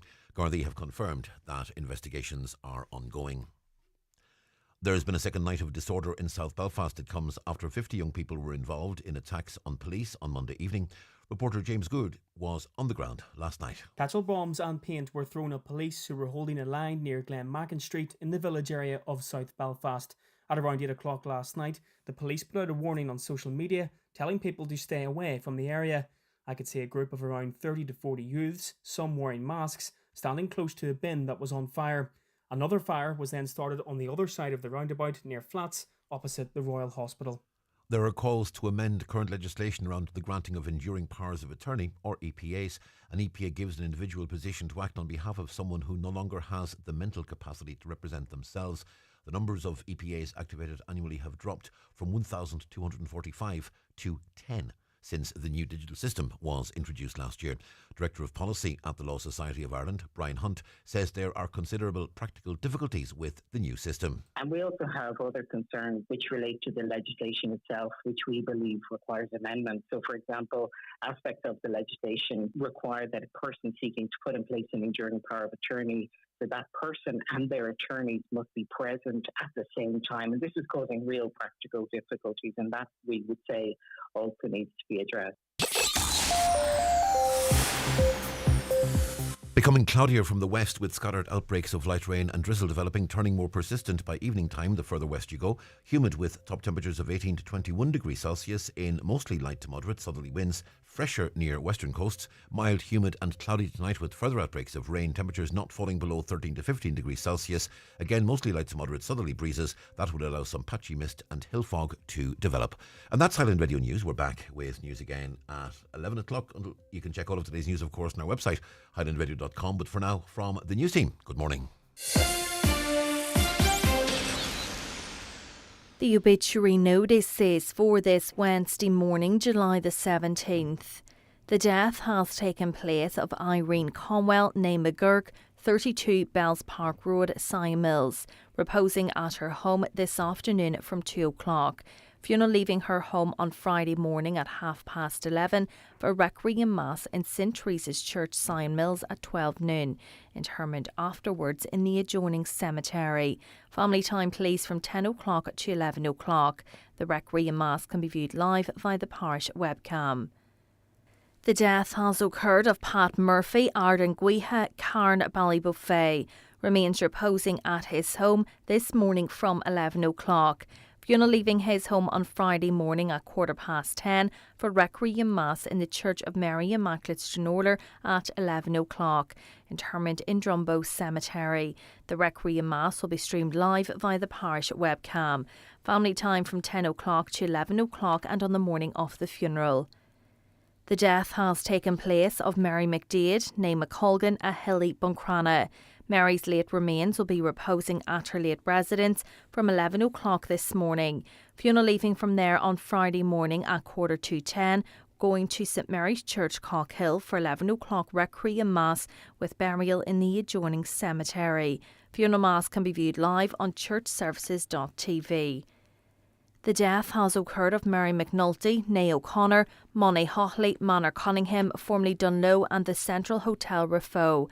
Mary will be reposing at her late residence, Monnie Hochley, Manor Cunningham, today for wake from 6 o'clock and all day tomorrow. Family time please on the morning of the funeral. Funeral cortege will be leaving her late residence on Friday morning at 10:10, going to St Junan's Church Rafo for 11 o'clock requiem mass, followed by cremation service in Lakelands Crematorium Cavan at 3 o'clock. Funeral mass can be viewed online via the parish webcam. Family flowers only please, donations in lieu if desired, to St Joseph's Patient Comfort Fund Stranorlar, care of any family member or Kelly's funeral directors. The death has taken place of Robbie Montgomery, Churlochan, Carrigart. Removal from the Eternal Light Chapel of Rest Mountain Top this afternoon at 2 o'clock, going to his late residence. Funeral from there on Friday after prayer service in his home at 2:30, going to Holy Trinity Church, Carrigart for burial service at 3 o'clock. Interment afterwards in the family burial ground. Family time from 10 o'clock to 11 o'clock. The death has taken place in Chicago of Joseph Jr. Doherty Richards Linsford Buncrana. Funeral Mass today in Chicago, which can be viewed live on Gibbons Funeral Home YouTube channel. The death has taken place of Jane Witters, Carnagarv, Moville. Jane's remains will leave Amy McLaughlin's funeral home, Station Road, Carndonagh, this evening at 5 o'clock, going to her home in Carnagarv, where you're welcome to pay your respects, with visiting from 12 o'clock until 3 o'clock and from 6 o'clock until 9 o'clock. Funeral from there at 10:30 on Friday morning for 11 o'clock funeral mass in St Mary's Church, Ballybrack, followed by interment in Ballybrack Graveyard. The death has taken place of Michael Cunningham, 65, Lisnafin Park, Strabane, reposing at his home from 12 noon today. Funeral leaving his home on Friday morning at 9:15 for Requiem Mass in St Mary's Church, Melmount at 10 o'clock. Interment afterwards in the adjoining cemetery. Family time please from 10 o'clock to 11 o'clock. The Requiem Mass can be viewed live via the parish webcam. The death has taken place of May Doherty, née Gallagher, Bellevue, Convent Road, Letterkenny, and formerly from Swinford, County Mayo. May's remains are reposing at her late residence today from 12 noon until 10 o'clock, with rosary at 9 o'clock. Funeral from there tomorrow morning at 10:30, going to St Junan's Cathedral, Letterkenny for 11 o'clock Requiem Mass, which can be viewed live on churchservices.tv. Interment afterwards in Cornwall Cemetery. Family time on the morning of the funeral, please. Family flowers only, please. Donations in lieu of flowers if desired to the Donegal Hospice, care of any family member. The death has occurred in Kenton, Harrow, London of Rosanna Lawler, née Crawford, formerly the Ross Castlefin. Remains reposing at the residence of her sister Frances McMenamin, Carrick, Castlefin, this evening from 6 o'clock to 9 o'clock. Funeral leaving from there tomorrow morning at 11:30 for Requiem Mass in St Mary's Church, Castlefin at 12 noon. Interment in the adjoining churchyard. The Requiem Mass will be streamed live via the parish Facebook page. And the death has occurred of Kathleen Gallagher, née McLaughlin, formerly of Nora Fraser Court, Derry. Fiona leaving her daughter Una's home, 235 Lowmore Road, Derry, this morning at 10 to 11, going to St Columba's Church, Long Tower, Derry, for Requiem Mass at 11:30. Interment afterwards in the city cemetery. Family flowers only, please. Donations in lieu if wished to Children in Crossfire, 2 St Joseph's Avenue, Derry. For family information and more details regarding wakes and funerals, please go to highlandradio.com. Highland Radio. Flowgas, as the official energy partner of Team Ireland, believe it takes the right type of energy to inspire Olympians like Ciara McGeehan. When I'm running, I think of the people back home in Portaferry who believed in me years before there were ever any medals in the picture. On the good days and the bad days. That's what gives me the energy to push on. That's why Flowgas are proud to be the energy behind Team Ireland on the road to Paris 2024. Flowgas, energy for everyone. You're very welcome back. How are you all getting on this Wednesday morning across the Northwest, or wherever you happen to be listening to us? It's great to have you on board. And people are fantastic, and the people of this region are absolutely fantastic as well. You would have heard of our story a little earlier on of 11 puppies, and I won't keep going through because I know it upsets people. 11 puppies, just newborns, were dumped in Carrigart, and very sadly, a number of them have passed away. And a gentleman was listening, and anonymously, he called up to the radio station here on his way past, and he's left €100 cash for animals in need, which we will pass along.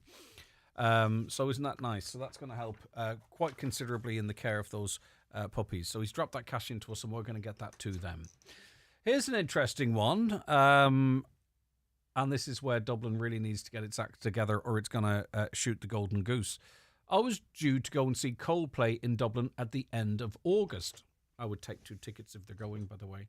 I was due to go and see Coldplay in Dublin at the end of August, says a listener. I priced to stay 2 nights and it was going to cost €1,400.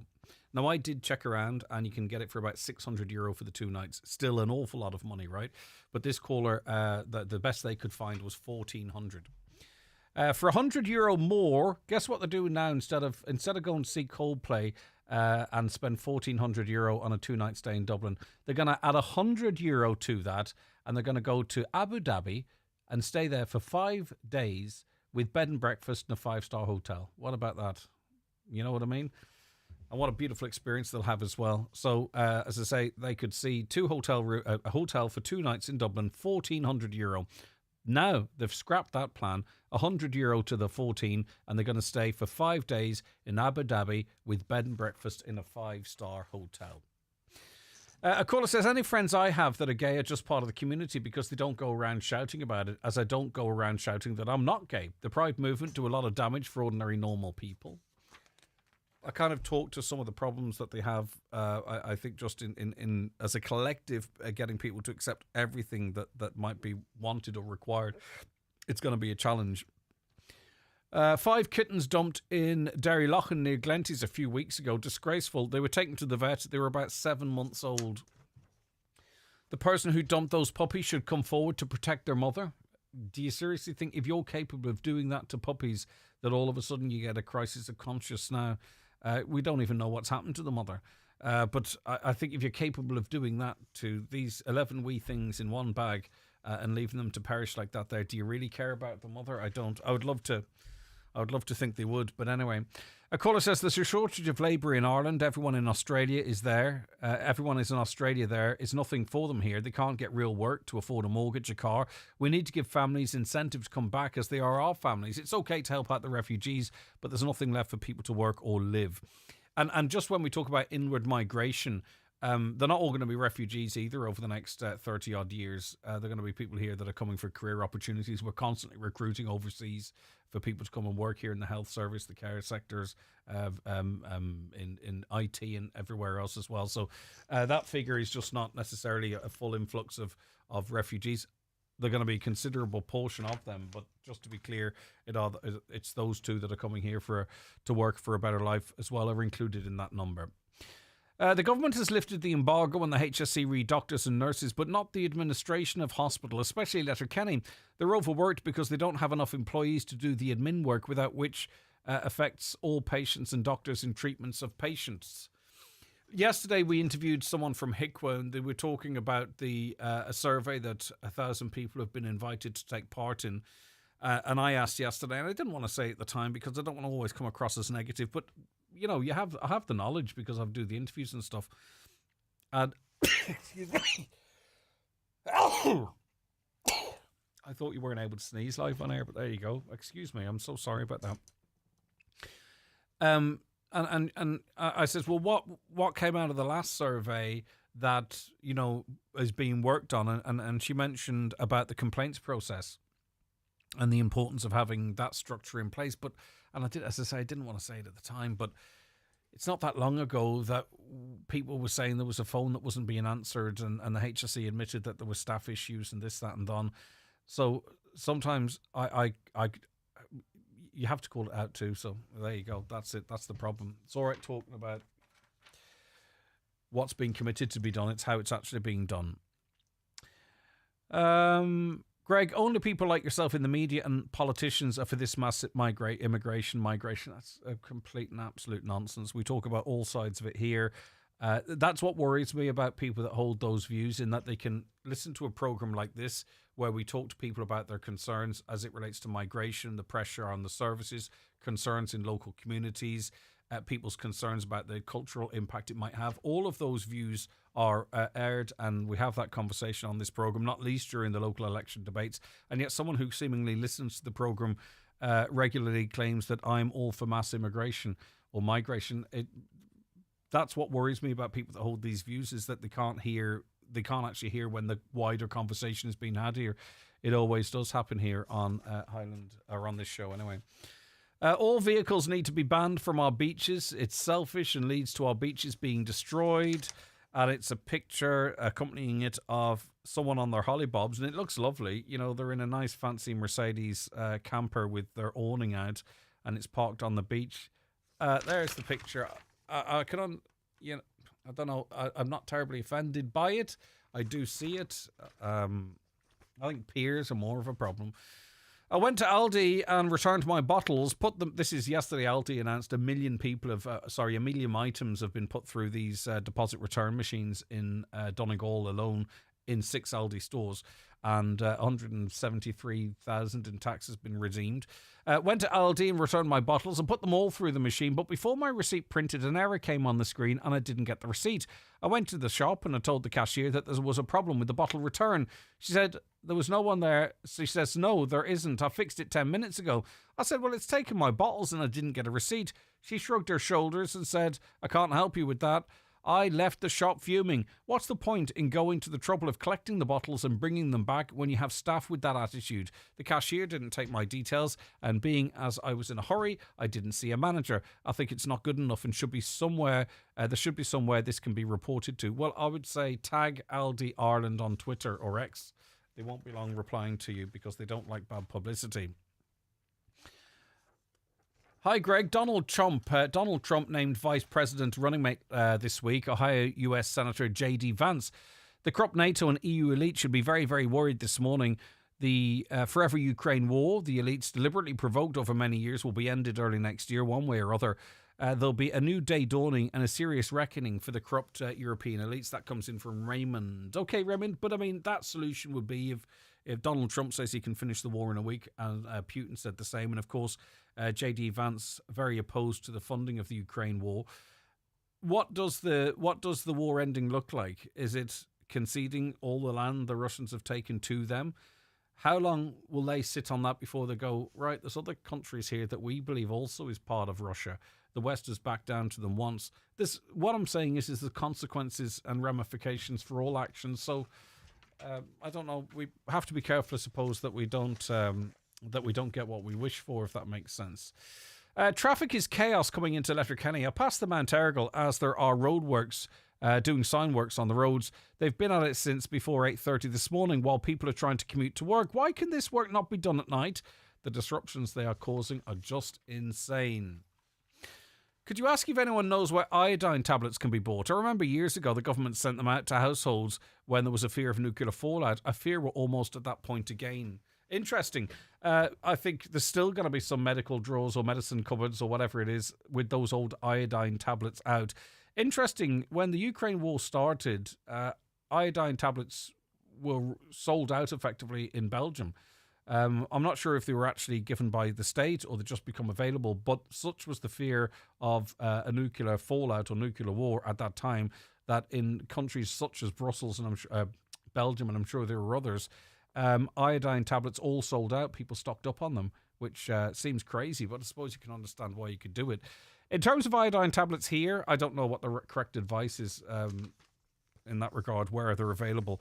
But do you really fear that you need them in the event of a nuclear event? Okay, let's take a break. Here's the bingo numbers. It's time for Vision Ireland Bingo on Highland Radio. It's Wednesday, July 17th. Playing on a blue sheet. Reference number is S3. It's week 29. Today's numbers are 9, 54, 24, 36, 76, 2, 7, 8, 78, and 81. Phone your claim to 9104833 before 8 tonight, leaving your name, contact number, the name of the shop where you purchase your book, and we'll call you back the next working day. Get all your Vision Ireland Bingo information at highlandradio.com.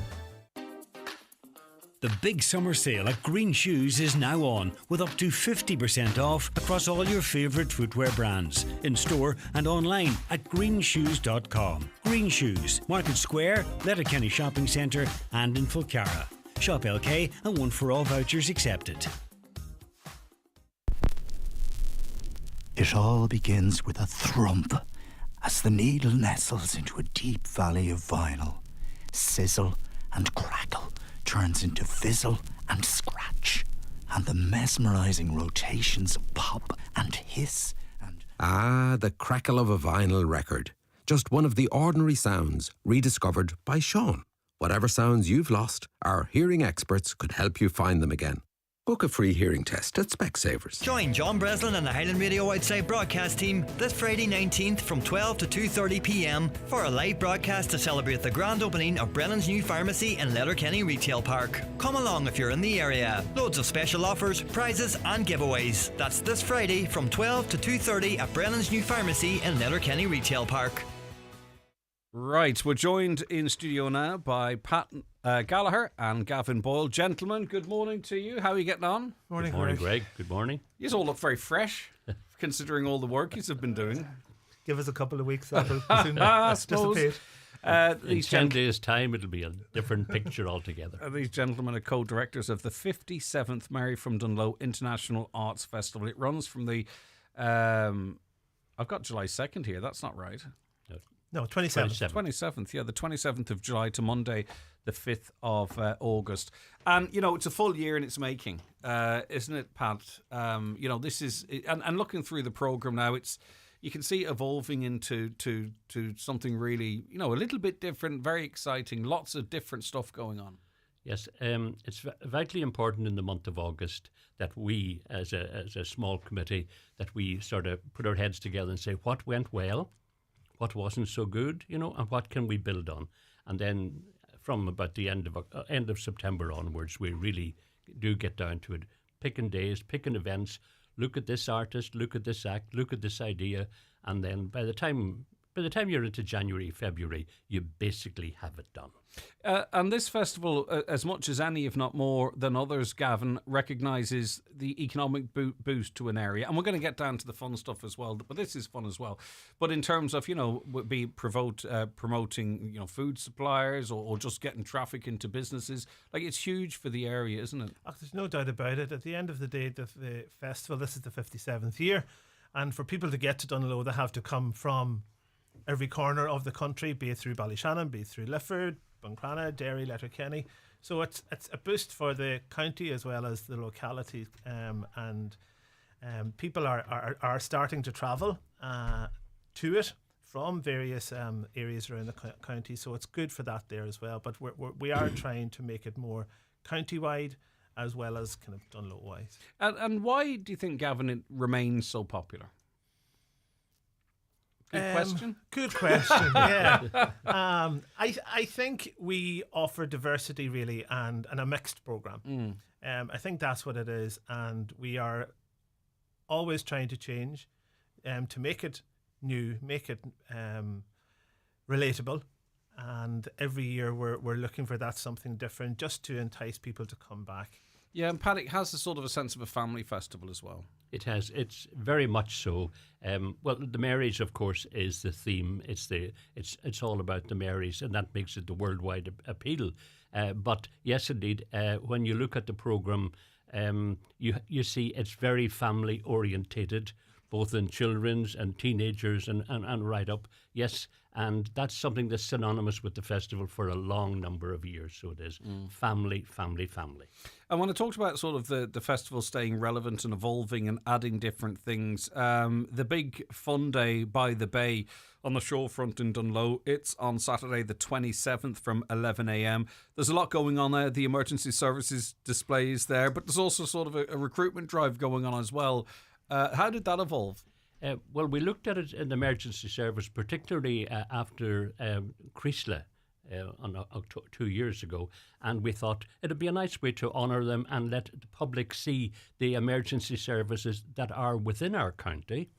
And when we spoke to several people, they said, we could use that day to display our wares and our skills, but also to recruit. So you have the volunteer section and you also have the career section in that there. And when that sort of grew legs, for want of a better word on it, private companies came on board then saying, could we join in on the day and could we do recruitment as well? So we have a broad range of all professionals, all skills, all So with the initial work. idea was there, and then it grew from that naturally, from which that, shows yes, it's a it- good sign. yeah. That's going to be a great day, isn't it? Yeah, That's we a have big one. That's a 23. big We have one. 23 in total. Yeah. At the shorefront. There. I mean, obviously, you have the spectacle of the emergency services and the fantastic work that they do, but then so much else going on alongside it. Another thing that jumps out for me, Gavin, is the food and drinks fair. And I was talking just in the preamble there about, it's also a great opportunity to support that sector as well. What's going on that day? Yeah, well, really what initially we wanted to introduce a lot of people like the food. People are foodies now these Tell days. me about it. Yeah. And so we got involved with the Food Coast Ireland and Moratona here in Letterkenny, and we met with them and decided we would actually focus on Donegal producers. And Pat Connan, a guy that's on the committee with us, Pat took it on board himself and he ran with it. We sat down with all the local producers to try to make it more local. So that people from the county would recognise the producers that we have in the county and what we have available within the county too. So it is solely Donegal producers that will be exhibiting on the day, and then it's running from 11 till 5 o'clock, and then we also have 5 local chefs that are going to demonstrate different courses throughout People the day love that as well. stuff. It's a great. fantastic day out for It's that. great. For It people really, that like that kind of really thing. is brilliant, and they have some fantastic prizes and giveaways and stuff like that there on the day too. Brilliant stuff. And of course, too, obviously the local media bees down there, we're going to be down there, have our presence, which is great as well. But sort of moving to TG Cahir's involvement, that's really quite significant, isn't it? Not just for the festival itself, actually, but for the county and the area. It is. It's great, and we're extremely happy to have them back on board again this year to stream the Crowning Cabaret on the Sunday night. It's a great way for the festival and the town to get the word out worldwide. Like their numbers last year that viewed the actual show were the highest viewership, I think about this right, the highest viewership apart from sport. Well, really? Yeah. That's really quite impressive. No wonder they're back. Yeah, so that was kind of something we played to our benefit, that we could go back to them and say, well, listen, let's come on board, let's work together again. But it's also about the quality in which they do it, which is important as well. And it is done at a very high quality, and it sits there then equal to or up there with the likes of the Rose of Tralee and other similar type events, just that part that people see. Yeah, and it is brilliant, and I suppose a huge selling point is the man who looks after it on the night. The one and only, yes. The one and only, yeah. He obviously has a great pull, and the festival wouldn't be the festival without him. Yeah, talk about that, Pat, because Daniel O'Donnell is a I was going to say strange character. I don't mean it like that. But, the thing that always amazes me about him is that this guy is nationally, internationally renowned. He people wait all year for him to go out and do concerts in Australia and everywhere which way he can. And he could do as much TV work as he wanted to, if you know what I mean. But he's choosing his own life, and he loves his own area, his own community, and he just moves around his community. No one bothers him, of course, as well. But this and other aspects of sort of our culture in West Donegal. His interest in it is amazing, but it's vital to, as Gavin says there, for the continued success. Yes, he's a fantastic character, Daniel O'Donnell. That's the word I should have used, fantastic. But you know what I was trying to say. Yes, he's a fantastic character, and as you know, I've had 21 years of touring with Daniel fans all around the world. When you see him in the State Theatre in Sydney, or when you see him in Vancouver, or when you see him in Branson, or you see it's him... like Bruce Springsteen's just walked out onto the stage here. It's that sort of a reaction. And you see all that there, and you think to yourself, he is so modest, he's so at home. He thanks God at every show. He ends it by thanking God for he's doing what he enjoys doing, and that's the singing. And he just brings that, parks that, does that, and without any change of attitude whatsoever, he can go on to the stage in Dunlow, or he can go get up on the stage in St Mary's Hall in Kincastle and perform with the exact same dedication. So yes, he really is our festival. He's exceptional, even of his time. really, because he does try to get to as many events as he But possibly you see him can. around the place. He's busy and around the place. He's brilliant. darting from one thing to another. Yes. Like it's integral. Last year on the Wednesday night, the Ronan Collins show was on in the waterfront when we were up there, and I had come up from the town, and he said to me, he goes, have the tumbling paddies started yet? And I said, I think they're coming on. He goes, I would like to go down there. So we headed down the town, and within about 20 minutes, he was on the stage with the paddies. And you know, Greg, the age demographic was there maybe from 16 to 30. They were all singing There's a Fire in the Kitchen, a song that they really shouldn't know. I know, yeah. But they knew, and it blew him away, and it blew everybody away. I thought that this is brilliant. that music, the Tumbling Paddies, Daniel, it's cross-generational. Yeah. It really is quite remarkable. You mentioned Ronan Collins. He's back, isn't he? Dominic Kerwin and Susan McCann's with him. Yep. He's singing the show band hits. Just in case someone went to it last night or last year and missed it, he's back again. And we're going to focus on sort of the Mary side of it as well, but there's an awful lot going on around it. We've mentioned sort of, two big key pivotal dates, the Big Fun Day by the Bay, the Food and Drink Fair, but entertainment throughout the course of the festival in the various bars and stages and what have you. Gavin, do you want to talk a little bit about that? Yes, and we're very, very lucky to have both all the bars in the town doing their entertainment throughout the week. And the Bridge Inn and McCafferty's have their own marquees, and they're taking in huge acts as well. They have Dan McCabe, the Whistling Donkeys are there, the Tumbling Paddies are there. They have a varied mix of musicians throughout the week. Oni's Bar have all their country music, and the hotels have music and everything as well. So it works out well. We have our street music. They have their own entertainment, and and the way they've done it too is the weather. Now, hopefully, we get great weather this year, right, Pat? But the way it's been set up is that the weather doesn't dampen the spirits. Life can go on. With the marquees and everything else. Yeah, exactly. Yeah. So it doesn't draw to a halt. People can still travel in. And just in terms of people going in too, because I think sometimes, and I think I mentioned this last year actually, but I'm going to do it again anyway, is that we kind of want to do something, but then something stops us doing it, and we start saying, well, what about parking, or what about this, or what about that? I mean, I think if people haven't been into the festival, pick a night, go in and enjoy it, Pat. Yes. You know what I mean? It's a great, friendly, safe environment. Yes, it is. And parking, we're pretty well off for parking now. So, yeah. We have the Cope car park, we have Olive Chapel Road, we have the Key Road, we have the Key down by the shore. And it's all actually quite close to the action. It actually is. Mm-hmm. Last weekend, I was in Dunleary to see the emergency service, and it's a repeat of what we're doing in Dunlow next week. And we had a park about a mile away, right? And young Patrick was with me, and the two of us walking down. Sun was splitting the rocks. Lovely morning, great altogether. And we didn't bother taking our coats, and by the time we got down to the harbour, we got soaked. Right? And I was just thinking, when Dunlow, you're only 2 or 3 minutes from everything, So, yes, we're okay for parking. Yes, it's a nice environment to come to. We have a fantastic Garda presence in Dunlow. Sergeant Kevin McGettigan, Dermot, and the full team, Mags, all great team of Gardaí there, and we work very closely with them. We work with the local ambulance service as well. So everything, and of course the fire service, everything is very cooperative in the way we work. Yeah, it lends itself really well for this kind of stuff. I like me and Ashley and Hudson last year did it. At some point we were there during the day. It might have been before or after maybe after the show we did. But I love that, just walking around along the street. Do you know that kind of stuff? And then you go up, and then there was Irish dancing up on the stage, worldwide award-winning Irish dancing up on the stage, and music as well. And then you just walk down, the smell of happiness and fun, and yes, you can see it in people's face. And I think the presence of the Marys, going around all the businesses and on the town, there's a little bit of camaraderie and a little bit of photography, and Well, they'll all say, the Marys, not all, but they've all got the different reasons as why they enjoy it.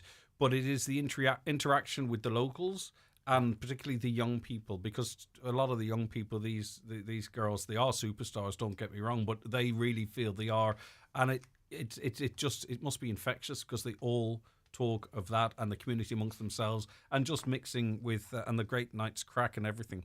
Right, so let's get on to the Mary's side of it as well. Again, a huge entrant this year, it looks like, anyway.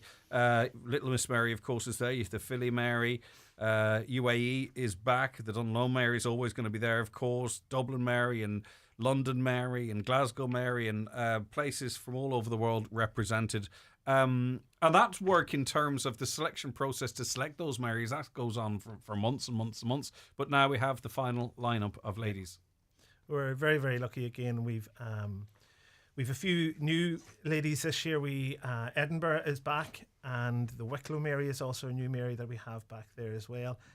We are trying to find new centres, new selections, just to open it up a bit as well, just to make it more national and kind of international between Ireland and the UK, because those are the people that are travelling. And it's great that we have our international Marys there as well, from the UAE and New York, Philadelphia, and Bayonne will hopefully be back next year as well. And we are going to have them in studio here as well, as we do traditionally now. Look forward to that. That's coming up on Tuesday, isn't it? Yeah, indeed. Can I mention one little Pat, in relation to you the mention Marys? Everything. Sorry? You say whatever you want to say. Don't Oh, no, worry. that would be a very bad idea. All right, okay. We would fall out. That's why Pat Conahan's involved. He has to have somebody. He's the ref. Mediate. Yeah. He's the ref. He's the ref. Sorry, in relation to the Marys, there's one little point that I would like to make, and we discussed this over the winter. I would like more involvement with Donegal associations. Yeah. Our Dublin, our London, and our New York, and I would like to bring that into your Boston, and to Chicago, and to Toronto, and Philadelphia. It's a link with home. Yeah. And it's an immediate connection. And well, I'm biased. I say we have one of the most beautiful counties in Ireland, right? And I think of all the tourist attractions that we have in this county. You know, when, as you know, I've been out of the festival for a long time, and I'm not really back in it. It's this boy here that's the boss. And but, yet here we are. Yes. Yeah. 30, I beg to differ there. 31 years later. Yes. And the only thing that hasn't changed is the hairstyle, right? But no, if you want to turn back a bit, Greg, over the years, and just look at how much tourism has come on and the tourism attractions have been developed in County Donegal. I'm quoting some figures to you now that's near enough. They're not probably quite right, but 80,000 people plus visit Fanet Lighthouse. That was unheard of 30 years ago. Huge numbers. Right. Over 120,000 people visit Slieve League. And of course, with visiting Slieve League, you have the entire Glencolmcille Peninsula, don't you? And you have really, what you have with Slieve League is you have from Donegal Castle right through to Glencolmcille Folk Village. It's a lovely tourism trail. And of course, we have the kingpin of all. We have Glenveigh Castle, which is now doing over 200,000 visitors a year. So I'm very passionate about Donegal. Naturally, the Mary from Dunloe would be my second love. But I have to say, I would like the Donegal associations more involved, and we would like to create a link with them. And it's a two-way. It's a two-way thing. It's a two-way thing, because look how receptive. Look at the welcome we get whenever the Mary goes to New York to lead the Donegal Association in St. Patrick's Day, and that's a huge honour, isn't it? Yeah, fantastic. Right. So I mean, there's lots of stuff going on. Pay on the door stuff. How do people find out, if they sort of want to plan their itinerary, Gavin? Because, I mean, obviously there's a great booklet here, but, you can't get them to every Not everybody is accessible to that, obviously, the handheld booklet, but everything's online on the Facebook website. page as well. Facebook page, or the website. Everything is there. The full program's there. There's links to tickets for anybody that needs tickets for anything like that there. The festival phone is now live as well, so we're taking booking for kids' events and everything that are taking place too. And we have a range of kids events on this year as well. Some of them are going to be incorporated into the Carnival Parade, the Pops and Puppet. Orson Sterrett from Northwest Events is doing a lot of work for us, and he's doing circus acts and drum and samba. So he's going to incorporate all of that work that he's doing during the week into the Carnival Parade. Yeah. Then And do you know, on we the actually Sunday. really haven't mentioned the festival stage, or I haven't either. There's a load of great acts on the festival stage as well, in addition to everything that's happening and in around the pubs. place. Yeah. Yeah, Okay, and Gavin is promoting young musicians. Yeah, I love that. I like that, but I really do like that. And Daniel has been on about that for years, Yeah. hasn't he? Give them a chance, give them an opportunity. And do you know what I think is great about it? Because I've said it on this show before as well. Oftentimes there's a stage idle, and the amps are there, Yeah. and the Everything's speakers there, there, and they're playing out a little bit of music, and nothing's happening. But you're filling it with talent, which I think that's great. Sorry, can I just mention, whenever you were talking about social media there, can I just mention we have we encourage new people to come into the festival every year. We never ask somebody to come in and do a week's work for us. Mm-hmm. We say, would you help us with such an event? And that's fine. And then once they're in, they'll say, you get volunteers saying, oh, I think can I give you a hand tomorrow or such a thing like that. One lady we would like to thank is Emer Walsh. Yeah. Isn't that right? For social media. She's just fabulous. A young student, so she's made across. Yeah, Great lady. She's studying down in Athlone, and she was in her second year last year. And we asked her to come on board. She's doing marketing and media. And Brilliant. She just took Fantastic. it from zero to... Brilliant. Well, fair play. Fantastic. And it's good to mention, because we'll start seeing tons of her stuff even more so. Now that and she's, we know now where it's she's coming starting, from. the pressure starting Yeah. for Emer. And then, of course, just from the Mary's perspective, they've got their full itinerary, includes calling in here on Tuesday. Then the Waterfront Hotel Gala Ball is on the Friday night. It's a sellout. Yep. Black tie. And then the event itself, broadcast on TG Cahir. It's the 2024 Mary from Dunlow Crowning Cabaret. It's a fantastic night, by the way. Are there still tickets available for that? There are still tickets available for that. That's a great night out. And because it's televised, it means there's a nice clean start, clean middle and a clean end.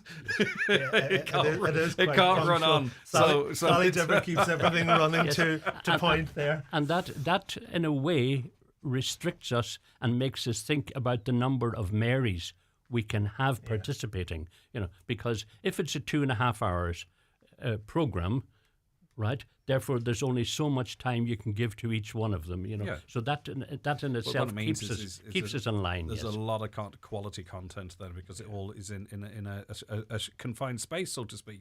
And of course Daniel's the man there as well.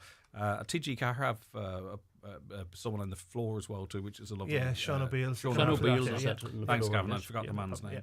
Sean O'Beal. He's there adding a bit of colour commentary to it as well. Fantastic. It's going to be great. Anything you want to mention before we go, Gavin? I'll start with you. The few things, if that's okay. Again, just want to mention the La Gala obviously is a huge day during the week of the festival, and Carl Doherty looks after that there for us.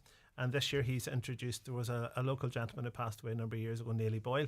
So he's introduced a perpetual award for local musicians, and we're very fortunate to have Mairead Ní She's going to be the first recipient of the award, so that's going to happen. So talented. And you talk about, Pat, you talk about this county and promoting this county. I mean, yes. She's amazing. So it's great that she is, and it's great that she's local and stuff as well. Another addition that we have this year as well is the Artist Trail. A local lady, Heidi, I'll not even attempt her second name, has organised an artist trail around the area, incorporating 12 artists in their own studios, and she's a map and everything done up. So if anybody is into that, along with the art exhibition that's on the CDP, this is just part of a trail that Heidi has set up for them as well. Mm-hmm. And is it Noreen and Sean McGlynn that are opening the festival? Yeah, we're thrilled. Yeah, Noreen and Sean have been in the town for over 50 years. And it's great to give them the recognition that they deserve in and around the town. Yeah, and a lovely honour. It's a fantastic honour, and it's great to see regular folk, if you know what I mean. Pat, what do you want to talk about before we go? Well, first of all, on behalf of Gavin and I and all the committee, thank you for hosting us here today. It's just lovely, and we look forward to Highland locked Radio. Into the calendar, isn't it now? Yeah, we look forward to Highland Radio being in with the Jive show on the Wednesday and back again with your show on the Friday morning. When you're doing something like this, I didn't realise until Gavin told me 110 events that are in it. We had 103 last year. I don't know where we got the extras from, but. There are people all along the way from October right through till the month of July that help you, the sort of behind the scenes, So Daniel Magella really, really work with us throughout the year. It's not just a one-off. You can bounce anything off Daniel and say, what do you think? Ask Majella as well. Pat the Cope has always been very supportive to the festival. No more so than this year. Isn't that right, Gavin? Yes, indeed. Yeah. Through your show, we would like to pay tribute to the lady who retired this year after 30 or 31 years, Mary Ward. Mary Ward, fine, festival is high, festival is low. Mary Ward stuck with it, ever present with it. And I recall many years her coming on your show and saying, please come, you know. So she has to be recognised. And it was just 31 years of service, which was a very nice thing. Amazing. There's just dozens of people behind the scenes. And what I like about working with Gavin is you get teams of people. You know, and if you've seen the new names coming out, I said to him, who's that? You know, and isn't that right? You know, and you know, he's like a magnet to them, you know. Delegation is called delegation. Is that what you call it? Right. And whenever I phone people up to say, oh no, I'm not here. Okay, listen. Well, it all kicks off on the 27th of July. Runs to August the 5th. Get onto the Mary from Dunloe International Arts Festival Facebook page or website. You'll see a downloadable programme there, and pick stuff out that you can go and see. Great live music on the streets, in all the bars. There's that fantastic display that and recruitment drive, the food and drinks fair, and so much more besides. Pat Gallagher, Gavin Boyle, co-directors of the 57th Mary from Dunloe International Arts Festival. Both of you, thank you so much for joining us, and hopefully all the planning pays off. Thank you very much, Greg. While we're saying goodbye, can we just ask the public, over July and August, we have an emergency services day in Dunloe. If you're going on the water, if you're going on the road, if you're going hiking, if you're going camping, if you're going outdoors, would you please be careful? The emergency services are there to help you. They're not there for fun. All right, brilliant stuff. Thanks very much. And on that note, Donegal County Council invite you to a public information event on Letterkenny Transport on Wednesday 17th of July from 3 p.m. to 7 p.m. at the Radisson Hotel, Letterkenny. Projects include the town bus service, Active Travel, Local Link and 10T. Everyone is encouraged to call in for more information. You want your dog to be healthy and happy, and they're never happier than when they're being fed. The new Gain Elite grain-free range has been expertly formulated by Gain Pet Nutrition using our years of animal nutrition research. The new Gain Elite grain-free range contains quality, natural and fresh ingredients, providing everything a thriving dog needs, and has a Velcro seal to keep your dog's food fresher for longer. Give your dog a healthy and happy life with the Gain Elite grain-free range. Available online and at your nearest stocist. Expecting a baby? Then a visit to Cool Kids Sligo's summer sale is a must, with up to 50% off selected prams, pushchairs, car seats, nursery furniture and high chairs. Cool Kids Sligo, your premier destination for baby equipment in the Northwest. We will take a deposit and deliver free nationwide. Shop online at babyaccessories.ie. Why leave the magic moments and great scenes you've captured sitting on your phone when you can have them printed at McGee's Chemist? Using McGee's website or one of their in-store kiosks, you just upload your photos, select the ones you want and have them printed instantly within an hour, or use the 24-hour service. 35mm and film from disposable cameras also printed, and old photos can be digitally restored. Hold your memories in your hand with McGee's Chemist, Letterkenny. Virgin Media is rolling out 2 gig full fibre broadband to more and more homes across Ireland. Big homes, little homes, haunted houses, big gaffs in the country, non-bouncy castles. Number 16, Oxbow Lake Houses. The house with all the cats. To get Ireland's best broadband, check your address at virginmedia.ie. Virgin Media, it's playtime. T's and C's apply. See virginmedia.ie. Subject to availability. Ireland's best broadband. See virginmedia.ie/proof. Hey, got some old household electrical appliances or batteries lying around? Recycle them for free with We Ireland in partnership with Donegal County Council at our special collection day on Wednesday 17th of July in Falcarra at Dennis McCallion's yard, Fanmore, Falcarra from 10 a.m. to 4 p.m. We'll accept anything household with a plug or battery. See weeireland.ie. Our McCullough Jewellers in Letterkenny are synonymous with fine jewellery, quality watches and giftware. With stores at Main Street, Letterkenny and the Letterkenny Shopping Centre or online at ourmccullough.com. You can choose from their quality product range in a relaxed atmosphere, and their sales staff will be happy to help you make the right choice, whatever the occasion. Our McCullough Jewellers, making moments magical for generations. If you're heading off on holidays, why not treat yourself to a pair of designer sunglasses? At Louis Walsh Opticians, you'll find a full range of top-name sunglasses at great prices, so you'll look your best while your eyes are properly protected. For a sight test with an OCD 3D scan, contact lenses or a driver's sight report, Louis Walsh Opticians, Letterkenny's longest established and family-run opticians, are located in the Courtyard Shopping Centre. Call 91 21000. Attention, Century Play is now open. We're open from 10 a.m. to 7 p.m. 7 days a week for endless fun with exciting new features. Visit us today for unforgettable memories in the largest playframe in the Northwest. We're also now taking kids' party bookings. Call us on 074 9121976 for more information. Well, wait till you hear why thousands of families are going full Lidl. He has every fruit. Every fruit. He has blueberries every morning. He loves them. I would have a dream in an apple pool. Oh, really? Yeah, that's a pool full of apples. Yeah. Go full Lidl today.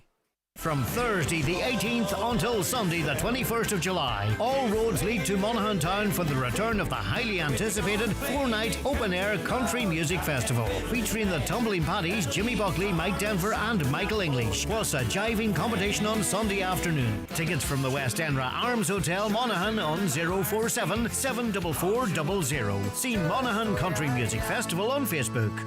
Highland Radio weather updates with McElhenny's. Support local at McElhenny's. With 53 years experience in fashion, beauty and home, we're here for you. Plus, enjoy M-Card rewards when you shop in-store at McElhenny's Ballybuffet. Okay, unfortunately there'll be scattered outbreaks of light rain spreading in from the west, developing and turning more persistent by evening. Humid though, temperatures 18 to 20 degrees. Delighted to welcome onto the programme now Danu Morrigan, author of How to Go No Contact with Your Narcissistic Mother, Even Though You Think You Can't. Good morning to you. Thank you so much for your time today. Hi, Greg, and thanks for having me on. It's a toughie, this, isn't it? Because even to get to the point where you might think, right, this book could be for me, you know, you've quite a bit to work through. Absolutely. I have been working with daughters of narcissistic mothers since 2008, and I wrote this book because the biggest sort of level of emails I ever got was, I'd love to cut her off, I'd love to go no contact, but, and then would come all the reasons. So this book was written to help them through the reasons, help them resolve it, and to choose their freedom. And that's why the bit, even though you think you can't, is added to the title, because it's exactly for people who think, no, couldn't do it. And I'm here to say, yes, you can. And it's a big decision and not an easy one, but sometimes it's a necessary one. You would see patterns over your time. What normally are people talking of where you sort of go, right, okay, you're dealing with a narcissistic mother here who having contact with might be negative for you? Yeah. Well, first of all, I never diagnose anybody because I wouldn't be qualified to do that. But I can say the way she's acting and the way she's treating you is consistent with the way a narcissist might act.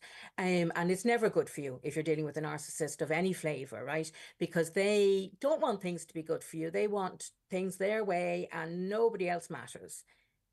So it's a question of how much, bad treatment are you going to put up with? Now, this book does not make anybody go no contact. I'm very aware that everybody should make their own decision, and I'm here to empower people rather than tell them what to do. But I'm saying this is how it would work. And things like, what about other family members? What about inheritance, if that was, if that's on the table? What about your siblings? What about everybody, thinking you're a bad person if you do it? All these things come in and and they're all valid, Greg. They're all really valid issues or concerns, and it's about resolving those. Yeah, and the reason it's about mothers is, as you've already outlined, you shared your own experiences and we're inundated with people that this resonated with. Okay, yeah, exactly. Now, again, I don't know that my mother was narcissistic. It's only my best guess. But there comes a point where you're making a decision for yourself, right? And you have to put a name on it. Yes, exactly. It's a good label, even, and in fact, one of the queries, the buts is, what if she's not narcissistic? And my answer is, that's okay. She's still treating you really badly, and narcissism might be the reason for it, but it doesn't matter actually. And yeah, and the trouble is, in healthy relationships, we're all about each is making the other better or Mm. making the other's life better. But narcissists never make your life better. So yeah, there comes a time, not when you have to choose yourself, but when you might like to. Yeah, but what about sort of, maybe not uniquely, but say in larger families, there might be less demonstrative, ways of going on, maybe less hugging, maybe not enough time to make sure everyone is perfectly getting on well, or to support everyone that's in the family. And maybe the mother's had 6 or 7 or 8 children and has, put in some shift themselves through their entire adult life. How can we make sure that it's not that? And that's mum, and we just have to accept that that's mum's life, and that means the relationship we have, versus it being like sort of her not caring, not wanting to hug us, not caring to support us. That's a good question. And in a way, there's two things there, two aspects. One is that she was just so busy, lots of children, working, maybe running the farm, whatever, and just didn't have time for us. That's one factor. And I think we'd know, because the narcissists do more than just not hug us, right? Yeah, and I think when we Do start things getting like- down the questions, does she build you up then tear you down? Does she hijack your children? Is she a fan of faux apology? No, that takes actually effort. That takes more effort than a hug. So it's when you start adding the extra questions on, I think that the things become a little bit more clearer. Yeah, because narcissistic personality disorder, or, no mother is perfect. I'm a mother, and I can assure you I'm not perfect. We're not talking about cutting people off for normal human foibles. Obviously that'd be ridiculous. It's about a consistent pattern of behavior which undermines, invalidates, tells you you're imagining things, never resolves anything. That's that. And the second question is, and a woman who's just busy and overwhelmed, and in our Irish way, we were never really, that demonstrative. That's completely different. And then somebody who's had a hard life herself, I can acknowledge that, and we can feel sorry for her, but that's not a license to abuse her own children. No, of course. It's the abuse that I think a lot of people listening to this who've had children see their parents with their children, and they've got so much more time and so much more love and so much affection, and they don't necessarily recognize that person from their childhood. I think that comes down to the time thing in the business and all that kind of stuff, and it can be tough. But as you say, when you start layering the other stuff on as well, that's where sort of a trend and pattern can sort of start developing. And you have to do the right thing. I think sometimes we believe that because we are blood related to someone that we must maintain connections, they must be in our lives. But the fact that we have the same DNA does not mean that we are emotionally compatible. And even a tenuous relationship can be quite destructive and negative. Why would we do that? Why do that? Exactly, because a narcissist will say, my way or the highway. They will not compromise. And the thing is as well, Greg, it's not just that the abuse was in our childhood, it's ongoing, right? So we're constantly getting wounded. So yeah, exactly, just because they're related to us. Back in the 1950s, women weren't allowed to leave abusive husbands, probably legally, it wasn't made easy for them, but certainly culturally. And it was, you made your bed, lie in it. And we got over that. We realised that a woman deserves to be safe in her own home. And I think we're at that stage of society where we're still living by the old, well, she's your mother, you have to keep in touch with her. And on the cusp of, well, no, we don't have to be in touch with anyone who abuses us. All right, we'll go to the news in a minute or two. Is the narcissistic trait not exclusive, nothing's exclusive, far more likely to be in the mother towards their children than the father? Or is it just that you spoke of your personal experience and you were inundated with people that they could relate to, or that could relate to you? Anybody can be a narcissist. A father can be, a partner can be, and that's a whole other tragedy. Yeah, it's another book. But I felt I was writing about my own experience, and to the extent that it applies to fathers or sons, by all means read my stuff. And to the fact that it doesn't, I'm not in a position to talk about it. So that's why I decided on that very specific. So how do people get more information on you, your writings, and I suppose access to this book, Danu? Oh, you're very good. Thanks, Greg. If they go to my website, donm.info, DONM stands for Daughters of Narcissistic Mothers.info, and they will get lots of information there as well first, and then links to the book and other books indeed I've written as well. All right, fascinating. All right, thank you so much for your time, and sorry for delaying. I come to you a little late, but another thing ran on, so I really appreciate your patience. All right, take care. Thank you very Bye-bye. much, Greg. Okay, Appreciate it. bye-bye. See you. Take care. That's New Morrigan there.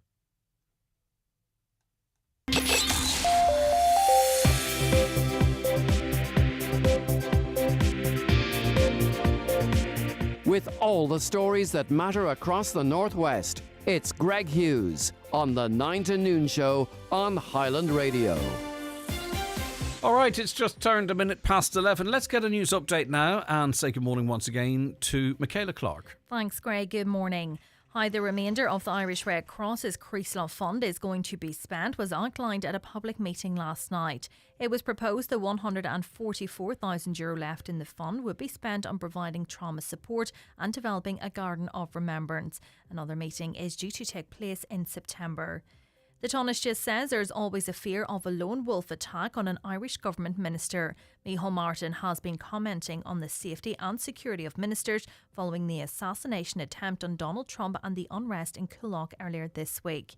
Meanwhile, the Justice Minister says no amount of communication would have stopped those who intentionally went to Coolock in Dublin to create havoc.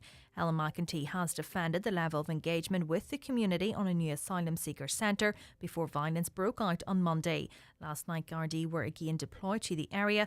However, there were no injuries or arrests. A man has been hospitalised following an assault in Bundoran. The man in his 30s was attacked at a property in the town yesterday evening. He was taken to Sligo University Hospital for treatment to his injuries, which are not believed to be life-threatening.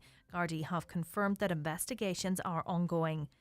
Midlands North West MEP Maria Walsh is to become a member of the EU's Agriculture Committee.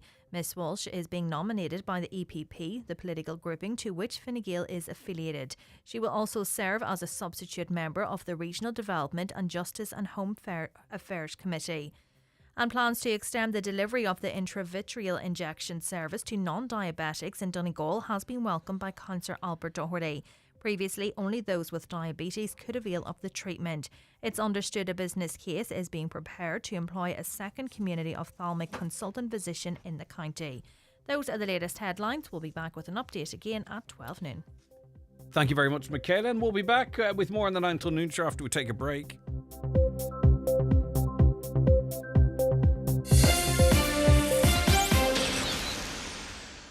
Agricultural show entries are now being taken for the Clonmany Agricultural Show. Competitions in sheep, cattle, pony and horse, poultry, home industry, adult and children's sections, sheep shearing and show jumping sections, and sheepdog trials. Entries close 22nd of July. You can enter online at clonmanyshow.com or by entry form to the secretary.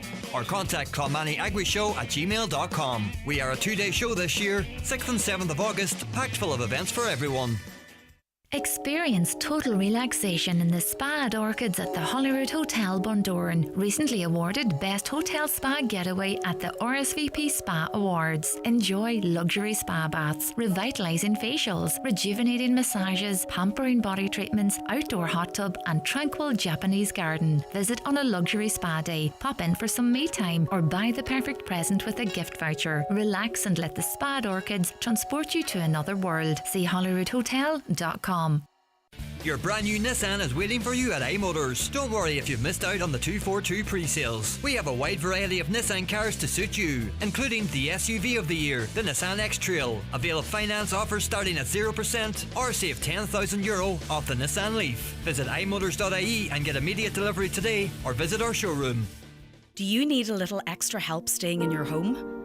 At Bluebird Care, we offer a wide variety of QMark-approved personalised home care services across Donegal. And our fully trained and committed staff will always meet your care needs with kindness, compassion and dignity. To get your personal home care assessment plan, visit bluebirdcare.ie or call our care team today on 07491 29562 and bring care home. For new perspectives and a fresh vision, join me, Greg Hughes, on the 9 till noon show every Thursday at 10:15 for your voice, your community. Ireland, let's keep bringing it back. The changes we've made with Return are making a huge difference to our environment, our communities, our future. Returning ensures we value resources, recycle more efficiently, and helps us work towards achieving our EU recycling targets. We're doing the right thing, and bringing it back is bringing out the best in all of us. Return today, and together we can make a better future for us all. John Bresson's on his way to Buncrana, and he's going to be broadcasting live for Buncrana Credit Union. I'll tell you a little bit more about that later on. We are also in Annagry tomorrow. This show is in Annagry tomorrow, so it's the regular show, by the way, that you have come to know and hopefully love, but of course with a focus on Annagry and the people of Annagry and that surrounding area.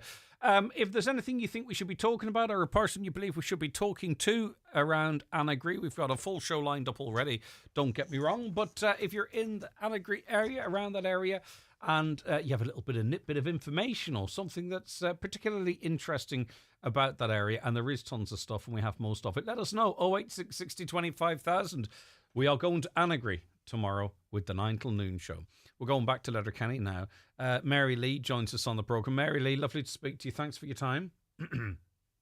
Hello, good morning, Craig. Right, you're talking about road markings specific to the hospital, I think.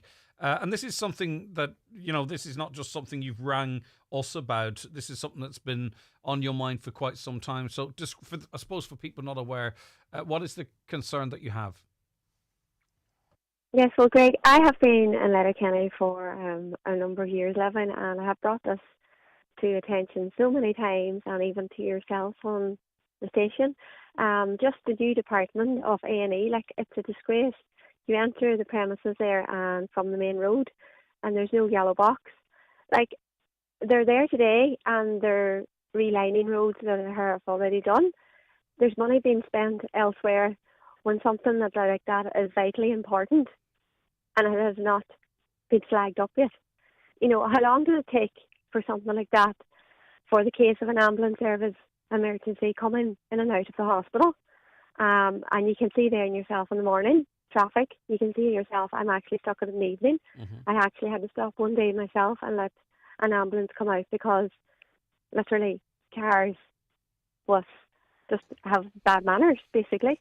Yep, so they're bumper to bumper, perhaps. They don't know where that's going. Yeah, exactly. The bumper to bumper perhaps coming down from the roundabout or wherever it might be, and they're sitting, blocking that. And even in the case of an ambulance with the blue lights coming on and what have you, cars can be so close together, it can be hard to clear that space. Yeah, and it's a disgrace at this day and age. A new building there, and as I say, I have flagged this up so many times, and not yet has it been done about. Even last year, now that's over a year ago, just as an example. And it's a disgrace. We have town councillors out there, this, that, and on, building premises, doing this, doing that, memorial, you know what I mean, plaques going up, when this is something that's very important in Letterkenny. And yet, nothing has been done about it. I presume this is it's going to be a TII job. I don't think the council can do this. I think Transport Infrastructure Ireland are responsible for that. But anyway, listen, it's not about the who's responsible game. At the very least, those you've raised it with should be raising it with the TII and outlining the concerns you have. It sounds logical. I don't see any disadvantage in putting a yellow box there. I can only see an advantage, that ambulances can get in and out unobstructed. Yeah. We don't know at any stage, where that circumstances of our own lives or family or loved ones are going to be in that situation. And yet people are not even coming up to that junction. If they're in traffic, even the box isn't there. Leave the entrance. Yeah. Clear. As you say too, you have plenty of room. People may not know that is the ED entrance either too. You do have to help the public and it's as actually a disgrace, Lily, just to Greg, in relation to that. There's not even if you were a stranger in Letterkenny, there's small signs to give you an indication of where the A&E department is. You see this big hospital, you take it yourself in a strange area, there's not even a efficient sign there to indicate exactly that this is an A&E department. It's a disgrace at this day and age. The money that's been spent on the new building and everything else, but yet the access to it is a disgrace. Yeah, it's basic stuff. It's not rocket science we're talking, to use that old phrase. All right, Mary Lee, thanks for your time. I do appreciate it. It's a simple one. Is it something you've noticed? Obviously, Mary Lee has. She's raised it on numerous occasions. But still, no yellow box at the entrance of the ED, as I would have thought it would be standard practice. But anyway, clearly not. Any views on that, you know the text number. In relation to plastic bottle returns, says a listener, my complaint is that up to a quarter of mine are rejected by the machine. I buy them all in just one shop and look after them all with the same care. The problem is I've already paid the deposit on the rejected ones. That comes in from Bridget. Bridget, I presume there is the recycle marker on the bottle. I was in a shop recently and bought a couple of bottles of stuff, and they didn't have the fancy caps, whatever way you could describe them, and also they didn't have the recycle logo on them, so the machine can't read them. So I'm just wondering, Bridget, if maybe you're in a shop where you're getting some old stock that doesn't have the proper barcodes that might be required. Then the question is, should you be charged, of course? But anyway, let us know. I'm going to read a few more comments and then I'm going to take a break, right? But what we're going to talk about on Wellness Wednesday is something a little bit different, and that is pet bereavement. And it's not talked about very much, you know, and for many people, the loss of a loved pet, be it a dog or a cat or whatever it might be, can just feel the same as the loss of a relative. And maybe you've gone through that, or you're dealing with that, or you have grief and you're wondering, well, am I on my own? Is it right for me to feel like an actual human member of the family has died because our pet has died? Maybe you've got an experience of that you want to share with us. Get in touch with us right now, because Dawn Murray, a founder of Living with Pet Bereavement, joins us now. So maybe there's some questions that you have, or maybe even it is about you not feeling like you're the only one or there's something wrong with you. Do you get where I'm coming from? But if you want to talk about that, 086 60 25,000. Have you dealt with pet bereavement? Are you living with pet bereavement? Let me know, or give us a call on 07491 25,000. A caller says, Trent to Churchill Road blocked for the past couple of months and people are having to travel on back roads. It's ridiculous to block a main road for that long with no updates. I wasn't aware of that. Morning, Greg. I was listening to a community activist from Coolock in Dublin who said there was no community engagement by the government, who were putting 500 asylum seekers into a building which they say could have housed the Irish homeless. Thank you. Indeed. And then the government say, well, we are engaging. But are they engaging with the wider community? There's no point the government speaking to local groups or organisations or NGOs who are in favour of refugees being housed there. The government has to make sure they're speaking to people who have concerns as well and addressing those concerns. You're not going to meet all of those concerns, but you also have to make sure that you're speaking to the whole community and not just those that are working with you and agree with you. And I think I would love to do a little bit more digging into who they're actually speaking to on the ground. Is it local integration people, NGOs, whatever it might be? It needs to be the wider community. We were talking about a listener who priced 2 nights for a hotel in Dublin for €1,400. They were going down to see Coldplay. They said, hello, are you having a laugh? Instead, they spent €1,500 and booked 5 nights in Abu Dhabi, bed and breakfast, 5-star hotel. A caller says, hi, Greg, my son was quoted €3,900 for 7 nights in Castlebar for 6 children and 2 adults. 3,900. Castlebar's lovely. Don't get me wrong. Never been there, really, on holidays. I know it. I know people that go there and they love it. But €3,900 for 7 nights. Are you having a giggle? That is crazy. What kind of a holiday would you get for $4,000 for 6 children and 2 adults out foreign? It would be massive. The county's #1 talk show, the 9 till noon show on Highland Radio. McElhinney's summer sale is here. Grab your favourite designer brands for a fraction of the price. We have a massive 50% off your favourite designer fashion, home, jewellery and beauty brands. Make your savings go further on sterling cash purchases with a €1.20 rate. Shop the sale rails this summer at McElhinney's Ballabafay or online at mcelhinneys.com. House Pride Furnishings Summer Sale Weekend event has arrived. This Saturday, Sunday and Monday, join us in store as we launch our mega summer sale. Champagne and nibbles on arrival. Spin to win gift vouchers and freebies. Exclusive discounts on sofas, beds and dining sets. It's all happening this weekend at House Pride Furniture, Abercorn Square, Staban. Don't miss it. Online at housepridefurnishings.com. Imagine a wedding venue that can be hired exclusively for you and your guests.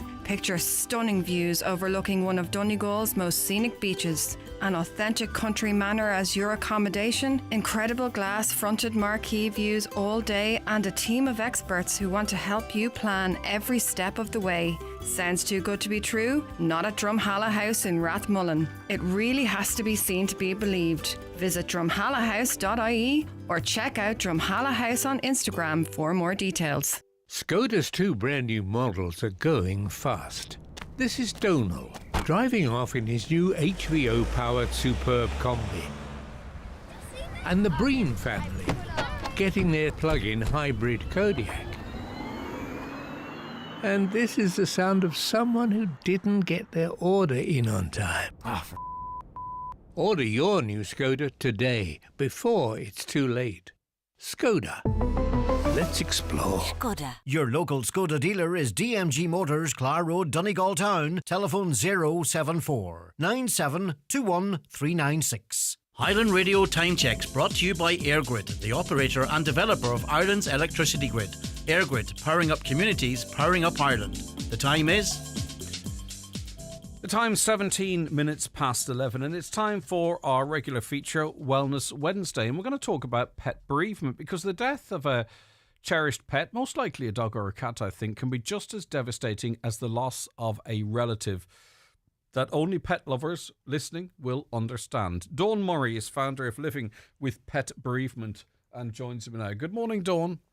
Good morning, Greg. Thank you for having me on. Is it something we struggle with a little bit, in that maybe even some people feel guilty or don't understand why this loss, maybe feels even more so than the loss of a parent or something? I just wondered, sometimes do people struggle with working through the emotions of pet bereavement? Yes, I think for everybody, myself included, that we tend to underestimate just how devastating and the impact that the loss of a companion animal have, because they bring so much to our lives. With pet bereavement, there's guilt really plays an enormous part of trying to work through the process, and that is from somebody who's perhaps having to make the decision to euthanize a companion animal, and then of course they then have to go through with the entire process, so that adds more pressure onto them. And then afterwards, a lot of guilt because they did euthanize their pet, or perhaps if a pet has died by accident, they run through all the wonderful I could have done to have prevented this. So guilt plays an enormous part, and also, as you touched on there, that people compare how they feel when a pet dies in comparison to how they feel when a relative had died, or a friend or a colleague. And most of them come to the conclusion that the emotions that they experience through the loss of their own companion far exceeded the loss of even very close relatives. And also, too, it's how those around us react. I think we can all put ourselves in the emotional space of losing a loved one, a human being. We might have some understanding that, and everyone deals with that differently. But I think in terms of the loss of a pet, and we see it in other areas of loss, which I won't reference because people might feel I'm conflating them, but whereby if you're not an animal lover, you might not get why someone feels so emotional about it, and you think, are they right in the head? What's wrong with them? Or even you could be an animal lover, but you can compartmentalize it and you see it as a different way, and what have you. So I think maybe, and you can you're the expert in this regard, I think maybe sometimes if you are going through pet bereavement, it can feel quite isolated, and maybe even something you might not be want to talk to about, like you might the death of a human, because are you going to be judged? Are you going to be, sure, it's only a pet? Yes, sadly, pet bereavement does come under the banner of disenfranchised grief, which means not everybody is going to understand it, and not all of society is going to accept or acknowledge that as something that somebody is going to grieve to any great degree over. And that is fine. It's not everybody that's an animal lover, and I understand that. I mean, my own mum didn't like cats at all, and she would have been horrified coming into my house to find 6 of them sitting there. But so that's okay, and I understand why people don't understand it. But also, I think people do become very isolated because of that fear the fear that they're going to be judged by others because they are grieving the loss. And not only that, it's the length of time. Of course, everybody's different. No two people grieve the same. But quite often the length of time that somebody's grieving doesn't sit comfortably with others. And we have statistics in relation to that, don't we? Nearly half of bereaved owners were still mourning 2 months after their loss, and 16%, that's not insignificant, were still struggling with bereavement a year on. Again, I think even maybe we can move another cohort into the equation here who might understand the grief but may not understand why it's so prolonged. Yes, I mean, I was speaking to a lady yesterday, and she's 3 weeks since her dog died, and already friends and family have started becoming quite concerned, but she's still grieving the loss. And I've certainly spoken to other people over the years, and we're going into 5 and 10 years, that they weren't able to come to terms with the loss because they kept it to themselves, and they very much isolated themselves from any support that was available. Yeah, and of course then people might say to them almost immediately, are you going to get another cat? Are you going to get another dog? Because, you like the company. They liked the company of their loved pet that they may have had for 8 to 15 years or whatever. You just don't switch that out. They may well get it, but it might be seen as an insensitive thing to say in the immediate aftermath. Yes, it tends to be. And most people who have shared their lives with a companion animal, when that companion animal dies, their thoughts do quite quickly, go towards looking for another companion. Of course, when, obviously when they sort of do that, they feel, again, that's another aspect of the guilt coming in. But it's not to replace that companion that has died. It's a whole new relationship, and going into as a new relationship that you're starting to build is a healthy thing to do. Yeah, because I sort of said before a break, before actually welcoming you on to the show as well. Like, I think this item is as important to sort of let people know who are probably feel there's something wrong with them, that they're feeling this sense of loss, that they're not on their own, that many people feel the same. And in fact, a quarter of people surveyed found their pet's death as difficult as the death of a family member. And as I say, those who are going through that grieving process right now might have thought, is there something wrong with me? Am I emotional damage? Why am I so upset about this dog? Now, lots of people will get it, but I think it's well worthwhile for people to hear, Dawn, that it is normal, and lots of people go through the same process.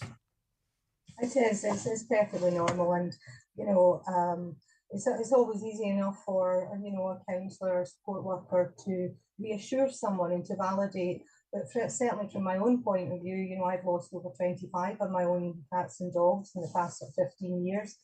So I very much understand the process and how that feels. And you do at times feel you're going mad. You do at times feel that you're never going to recover. There's no light at the end of the tunnel. Sometimes when you're waking up in the morning, you just think, I can't go through another day. So it can make you feel like you're absolutely going mad. Yeah, and of course, you are the founder of Living with Pet Bereavement, but just more generally, for the purpose of this conversation, it's like any bereavement, any grief. It's all different for all different people, and everyone deals with it in different ways. But are there any, bits of advice that you can share that can generally help? Well, I think basically that, that we have to look at accepting our loss, first of all, and sort of being kind to ourselves to make sure we're looking after ourselves. Now, that is in the physical sense, sleeping, eating, getting out in the fresh air, sort of looking after our overall well-being, looking after our emotional, so accepting it and processing our loss, reaching out for help, speaking to the right people, because I think above all, people have to be very patient with themselves and not trying to rush through grief. Take it as it comes, and there will be good days and bad days, but take the good days as they come and process the bad days with that extra support. Yeah, and I have owned dogs, but when one of the dogs that I owned was the quality of life was such that the vet recommended that the dog was euthanized.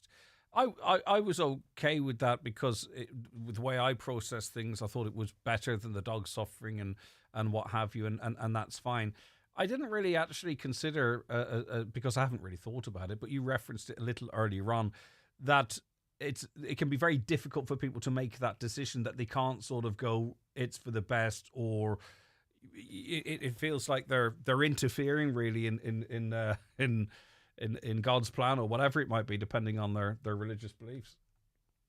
Yes, I mean, having a day passes that one of my clients doesn't say to me that they feel like they killed their pet. They remember the way their pet looked at them in those last few seconds of the pet's life because they opted for euthanasia. And it's very difficult to then come to terms with the fact that you actually saved the pet in the majority of cases. It's to save them suffering, it's to save them going downhill. And because quite a lot of dogs and cats can go downhill very rapidly. And we have that option to prevent suffering for them. But to come to terms with that you have actually gone through that process, receiving the pet from suffering and your conscience is two different things, and it can be quite a battle at times for people to come to terms with their choice. All right, okay. So you have resources that people can avail of. How do they access them, Dawn?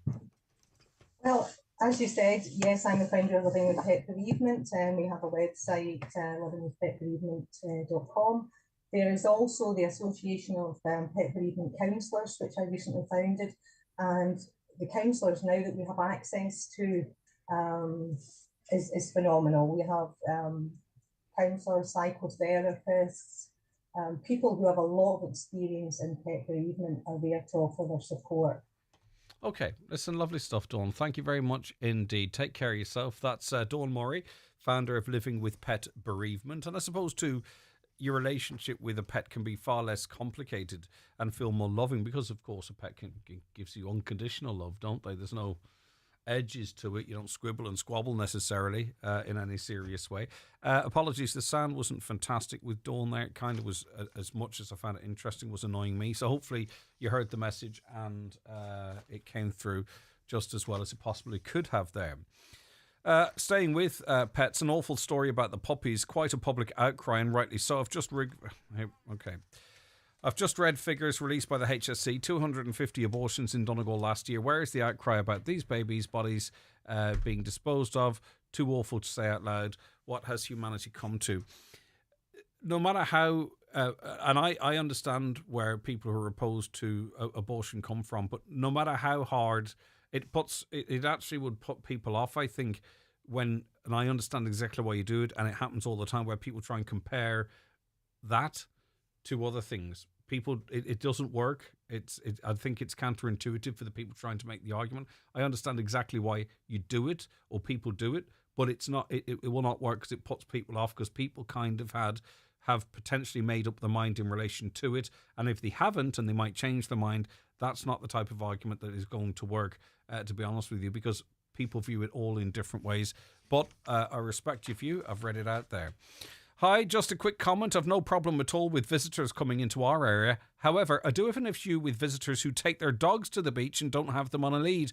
Twice on Sunday, the same dog came over to where we were with young children, and it obviously scared them. Really, the penny to certain limited number of dog owners really isn't dropping. We don't know your dogs. We don't like your dogs. We don't care for your dogs. We don't want them near us. We don't want them jumping up on us. We don't want them jumping up on our toddlers. We don't want them running past us with their tongue and teeth hanging out. They're your dogs. You love them, but please keep them to yourselves. We don't know them. We don't love them. They're not ours. Greg, when is work on McGrory's Brae supposed to be completed? Good question. Very good question. I'll try and find that out for you. A little 10-year-old girl was bitten by a dog last week. It wasn't small. It was a good bite. She was from France and up at my house. They went to a surgery and were told that there were no doctors available and to go to Letterkenny at 5:15. They weren't even looked at. They went to another surgery in the town where they took her in and gave her a booster and antibiotic. But the first place's service was awful. And I wonder, is that sort of carefully worded around sort of maybe public and private? I'm not really quite sure. It feels like it is. I was wondering what people's opinions on smart meters. Can you refuse to have it installed? Yes, you can. The problem is eventually, I've said this before, eventually they'll become defunct and you might not get it replaced for free. It might no longer be serviced anymore. That's the argument they say. There's a momentum in relation to their installment that it's not going to be reversed. Everyone in the future is going to have a smart meter, whether we like it or not. There are some people holding out. Maybe if there's a problem, they might have to pay to get the new meter in. The old meters are no longer going to be available or serviced or have parts available for them. So it's going to happen. It's just whether you want it to happen for you now or not. I'm not here promoting them. I'm just saying, look, there's no point saying otherwise. But at the moment, you can refuse a smart meter. But a good question. You know, like a lot of people have been living with a smart meter now for a year or so, or maybe even longer. I can't remember. It'd be interesting, bit of public service assistance. How has life been with the smart meter? I find the way we're charged for electricity so convoluted. It's hard to know if you're making a saving or not because the prices are up and down. It doesn't make any sense, and so on and so forth. But anyway, what's your life like with a smart meter a few years on? 086 60 25,000. It'd be really interesting to share. Right, Fiona's with me now. Hiya, Fiona. Hi, hello. We were chatting to Dawn there and talking about pet bereavement. And is this something that sort of landed with you, Fiona? It has indeed. I've always had dogs in my life and had rescue dogs right through from whatever age they were when I've got them, and they've always been with me. So I've taken them, right. One in particular I had for 14 years, and I actually rescued him in England, and he's travelled with me wherever I've went to, from country to country. So he's been like really in a way like a loyal companion the whole way. So I had one experience when I actually arrived in Ireland, and at my work with a 14-year-old who was actually a Westie called Smokey, who had to be put to sleep. Mm-hmm. And when I rang my manager in a really distressed state, because he'd been with me from a puppy, I'd taken him from a rescue farm, and my manager's response was, "Oh, you'll only need an hour. Take him to the vet, and you'll be fine. Back to work. Come back to work." And at the time, I was so grief-stricken, and he was being loyal to the poor little thing, and needed me at most. I was distressed at letting go of him, just the same as probably somebody with a child would feel the same way. But it was just so hard, and no empathy or sympathy from anybody was from where I work. It was just a dog, as they regarded it. How deeply did you feel the grief, Fiona? I mean, and I'm not putting you in a position where you have to compare it to compare that grief to the loss of a human, if you know what I mean. But as much as you're comfortable about, like, how deeply did you feel it, and could you equate it to the loss of a person that you knew? I could equate it to, I suppose it's not the same as losing a child. I'm not a parent, no, I so know. I don't know. You know, I haven't experienced that. But to me, it was so distressing. You get to know a dog very well. You bond with them. They have their little ways, their little individual ways. And then you come home, he's not there. You've got his collar. You've got all the reminders. And it's equally as distressing and upsetting. And I think a lot of times people don't appreciate the level of the bond between the owner and the dog. And a lot of times we hear about neglect stories, but we don't often celebrate the joy the dogs bring us, and people don't often get that. Mm-hmm. And just in your circle, did people get it? Do you know what I mean? Obviously, there was an employer there who simply didn't get it. An hour off work, in other words, just enough time to go through what you had to go through. There was literally no accounting for emotions there at all. It literally was physical time, right? But did you find it easy to talk to people around you or those close to you, Fiona, about your loss? And do you feel that they got that? My family got that. My partner at the time got it. But other people didn't get it in the same way. As they would say, "Oh, you'll get over it, just get another one." Mm-hmm. But I couldn't get another one straight away. It wouldn't have replaced Smokey. It wouldn't have been fair on the new dog either, because I would have kept thinking, it should be Smokey and Smokey's ways. And I think people didn't always understand it, didn't grasp it. In time, I did work with my manager to try to educate him about, people with dogs. And there was another colleague within the team who had a dog as well, who equally understood, I suppose, in some ways. But I don't think she got it because he'd been with me for 14 years. Her dog was relatively new. I'd bought him, all my life revolved around him, holidays, everything. I looked for pet-friendly places, and it took a long time before a dog actually found me instead of me finding a dog. So I found another stray dog that was actually abandoned, and I took him in, and that was over a year later. And it took a lot to, here's the new ways and everything. But Smokey still, the other dog, still was a large part of my life. I think of him still to the day when I see dogs similar to him. There you go. Interesting insight. So good. Good we talked about it because it, as I say, kind of gives a voice to your experience as well, Fiona. It does. And people would call me the mad woman with the dog, but the dog has been such a big part of my life. He's always included and he always will be. So, Yeah, but I don't see. I mean, having, a strong emotional connection to a pet, and I talked a little earlier on about that sort of that unconditional element of the love and the dependency, and it's a two-way relationship. I don't see anything. I think that's something to be celebrated. Like, as I say, it's not my thing at this time. Who's to say I could get a dog and get another dog, and I could feel the same emotions. I'm not saying that will never happen. Absolutely, yeah. Okay. And I think people don't realise the joy they bring and the friendships you get from walking a dog, from meeting other people, getting out of the house. And even I had an injury and wasn't able to walk for a while, for a good period of time. Yeah. And even having the dog, I had to force myself to get out and walk with the dog. It just shows, they can be part of a recovery. There's so many positivities. Yeah. And there's a consistency with the relationship, isn't it? With humans, our feelings go up and down and they come in and out of our lives or whatever it might be. But providing this longevity and health, the relationship with your pet's consistent, isn't it? They're the ever-present. Absolutely. And they can tell, they can sense things straight away. Like at the moment, I've got a deaf Bichon Frise, and he can sense when he knows, if you're not happy or sad or something's going on, he can detect it quite quickly. And suddenly he's over with the paw, tapping you, and and suddenly that if he was to die, that all goes from my life. He suddenly disappeared, and he's 13 now. So, and Fiona, having gone through obviously the wonderful experience with Smokey, but then the terrible loss. Did you not consider sort of going? There's inevitability about this. If you live out your natural expected lifespan, Fiona, don't get me wrong. That sounds so morbid, but that that as you bring pets into your life, you are going to at some point say goodbye to them again. Did part of you sort of say, I can't go through that again? Not all the pleasure side of stuff, but the loss and the grief that is probably inevitable again. I know, and that will be really hard to cope with at the time. But I think the benefits I gain from having a dog and the joy that the dog gives me and I bring to the dog as well, and looking after him and caring for him, far outweighs, I think, the bereavement at the end. I don't know. And I suppose you're probably only able to really process that once you sort of come to terms with the loss of Smokey. I presume you couldn't sort of make that calculation in the immediate months afterwards. About the benefit versus versus the sort of the sadness. Okay.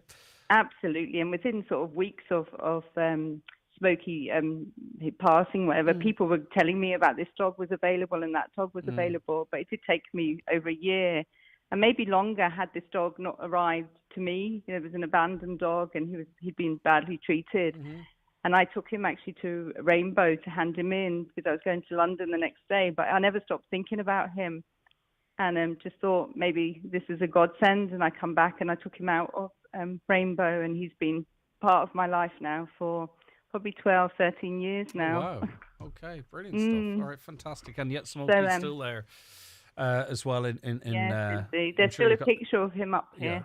And I'm sure you still got his collars and stuff as well, or stuff that you associate with him. All right, Fiona, listen, thanks for your time. I have his ashes. I go a step further, Greg. I have his ashes. All right. And my plan is when I pass away, he's going to come with me. Why not? As will all my other dogs. So, why not? Whatever makes you happy. Whatever makes you happy and brings you joy, that's okay with me. That's it. Right. They bring me so much joy, and I must say, so many friendships from having dogs as well. So I meet every day when I'm on my walk. So All right. Take care, Fiona. Take care. Bye bye. A texter says, Greg, we lost our dog a few months ago. She was knocked down, still missing her terribly. A trip to the clothes line will never be the same without her. As we've a farm, we need a dog. I don't really feel ready, but we have the most lovable dog now. That's lovely, isn't it? That actually kind of touched me in the feels there. That going out to the line, there was a wee routine of the dog running out there with you. Greg, the loss of an animal that you truly loved so dearly, it's totally devastating. I would love to have another dog, but no way would or could my heart take another loss again from the loss of a dog. The pain is so severe. Thanks, Anne-Marie. And Anne-Marie, maybe you listen to Fiona there, and you know, I suppose it's like anything, and you could say the same of anything that we get, you know, or even having children. As a parent, there's always a fear that, God forbid, if something could happen. And I've been in the brain space in the past whereby I thought that, you know, the more children you have, the more risk that something bad could happen, and it's just unimaginable, or whatever it might be. Our mind can work in strange ways. It's not for me to say, Anne-Marie, and you know yourself better, and you will never replace the dog that you loved, but you're not looking to overlap that love. You can extend love, can you not, to another pet? And would you deprive yourself of that companionship and that joy and the fun that you could have with another dog, anticipating the loss that might happen into the future? Because if you were to extend that, you could say, well, I might get a dog because it could be me that dies before the dog. Do you know what I mean? So I'm not telling you how you to think, Anne-Marie, of course, but we heard from Fiona there, a dog came into her life at the right time. At least try and keep your heart open for the possibility. I just don't want you to deprive yourself of 10 or 12 or 15 years of love and companionship from another dog because of the fear of loss. I don't think that's good for you, if that makes sense. Glen Swilly GA Club Bingo has been cancelled for tonight. Sadly, there's been a bereavement in the area, so out of respect, Glen Swilly GA Club Bingo is not going ahead tonight. A dog is a part of the family, says a caller. The vet wanted me to put my dog down, to put my dog to sleep 3 months ago. She has cancer and liver failure.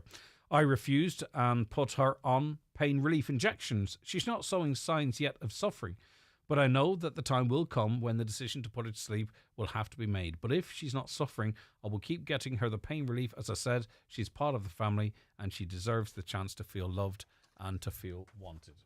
All right, keep them coming in. We've kind of opened a thread there about pet love, pet ownership. Talk to us about the joy of your pet as well, by the way. And if you want to share a story, or if it helps get it off your chest about the bereavement or loss, then we're more than happy to vent that for you here as well. The one you've waited for, the Villa Rose and Jackson's Double Wedding Showcase takes place this Saturday, July 20th from 1 to 4 p.m. Come along and view 2 award-winning and newly refurbished wedding venues and meet our wedding teams at Villa Rose and Jackson's Ballybuffet.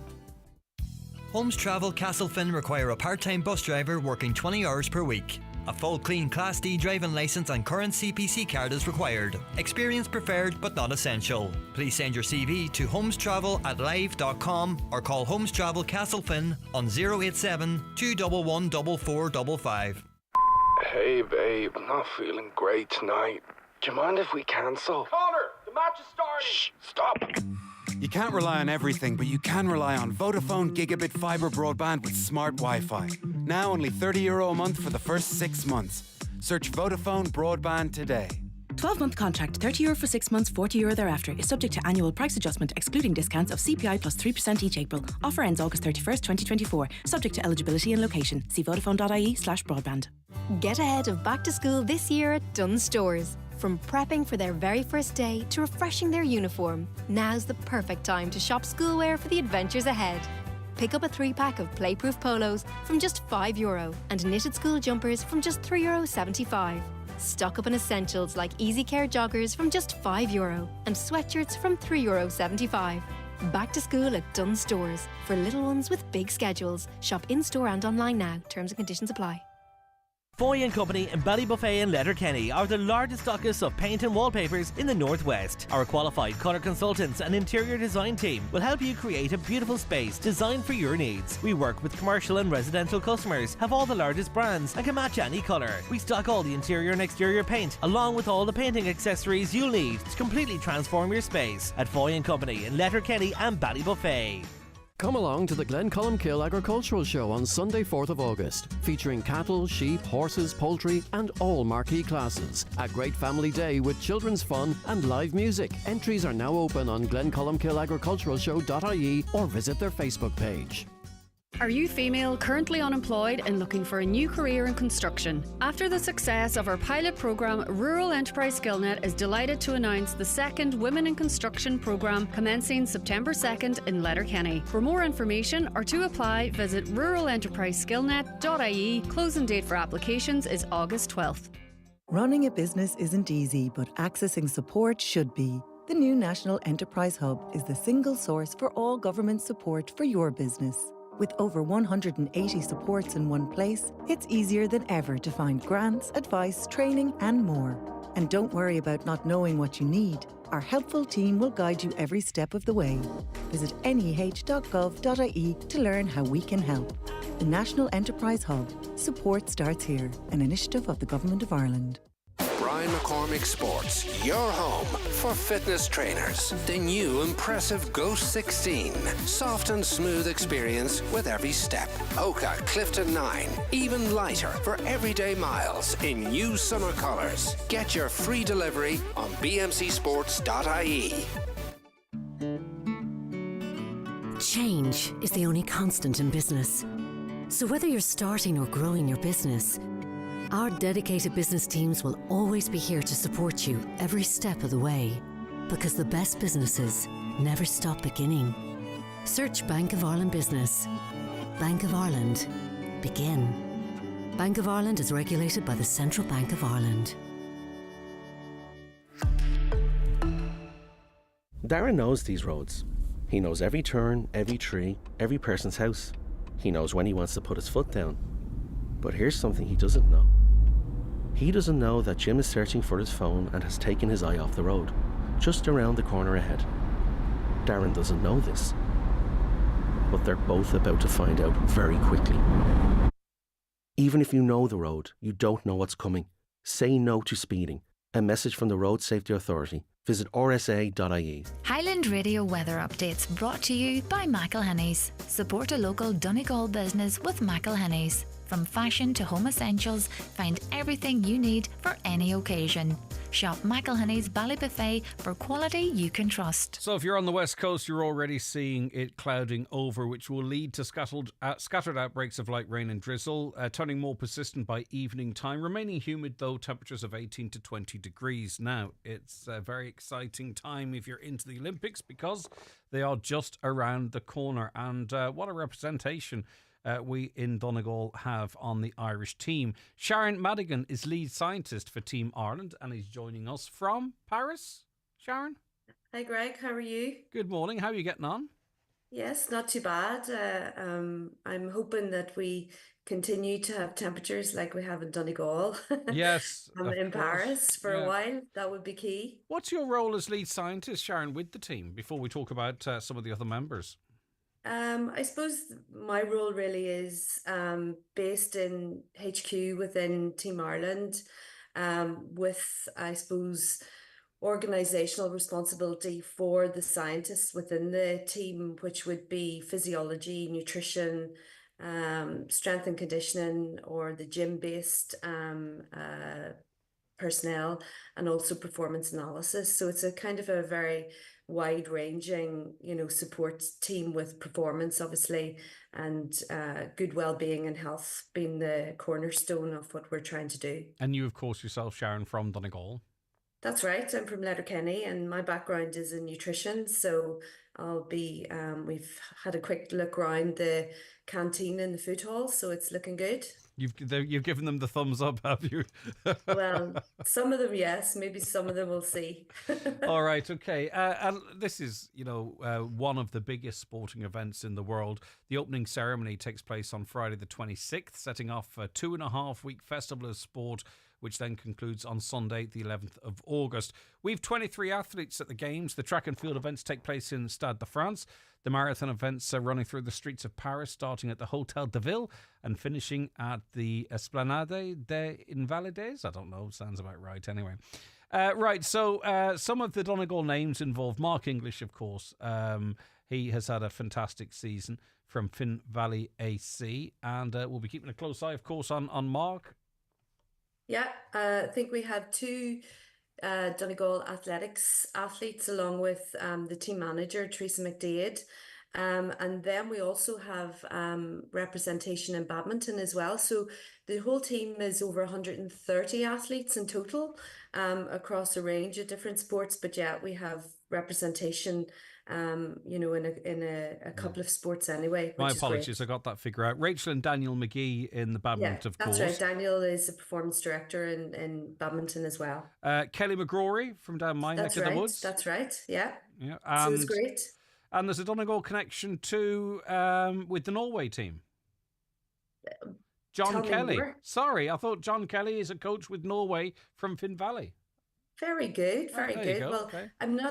We're actually quite close to the Swiss team, the Belgian team, and France is literally across. We will see the French medal ceremonies from our terrace, because they have the team house just literally beside us. So we have actually a really good pitch within the village, very close to everything. But I mean, you can imagine the excitement that will be around the French house if they bring medals as well. Sure. What's the mood, Sharon, in the team? Because, you have to sort of soak it up, don't you? You have to have the experience, but you can't let that... you can't run away with that either. You have to watch what you're eating, your preparation, your sleep. So it's all business, but then there is the ceremony, and again, you don't want to lose the occasion either. So it's a tough old balance to strike for these athletes and other sporting people, because obviously too, there's going to be a bit of nerves and anxiety for some of them as well. 100%. I mean, I suppose there's a couple of things. Lots of these athletes are old hand, for want of a better word. So there are some experienced heads within the team, and that's fantastic. We have a couple of returning medalists from Tokyo coming back. They'll still be nervous, and I think that's probably some of the stuff that drives them as well. And they'll be great role models for younger athletes who will come in to the setup for the first time. I mean, the village is an amazing place. You could be walking down the street and bump into, famous faces. I'm sure people will be looking for them. I think the interesting thing is, because of the variety of different sports, you've got sports that will finish relatively early. Yeah. So, for example, rugby sevens will actually kick off before the opening ceremony and will be finished relatively quickly. So they will have an opportunity, I suppose, to compete relatively early, and then to obviously soak up the atmosphere around the village. We actually have an association with the Irish Cultural Centre in the centre of Paris as well. So some of our athletes will then have the opportunity to spend a little bit of time with their families, with their friends, and stay on in Paris actually after their competition has finished. So athletes get the opportunity of staying in the village for a couple of days after they compete. And then, because we have a real performance focus, those athletes then are given the opportunity to stay on in Paris for as long as they want. Some sports actually will have competition on later on in August, so some of them will actually disappear to go to other competitions, and then some sports, they stay throughout the entirety of the competition. So boxing will start on the 27th of July, the day after the opening ceremony.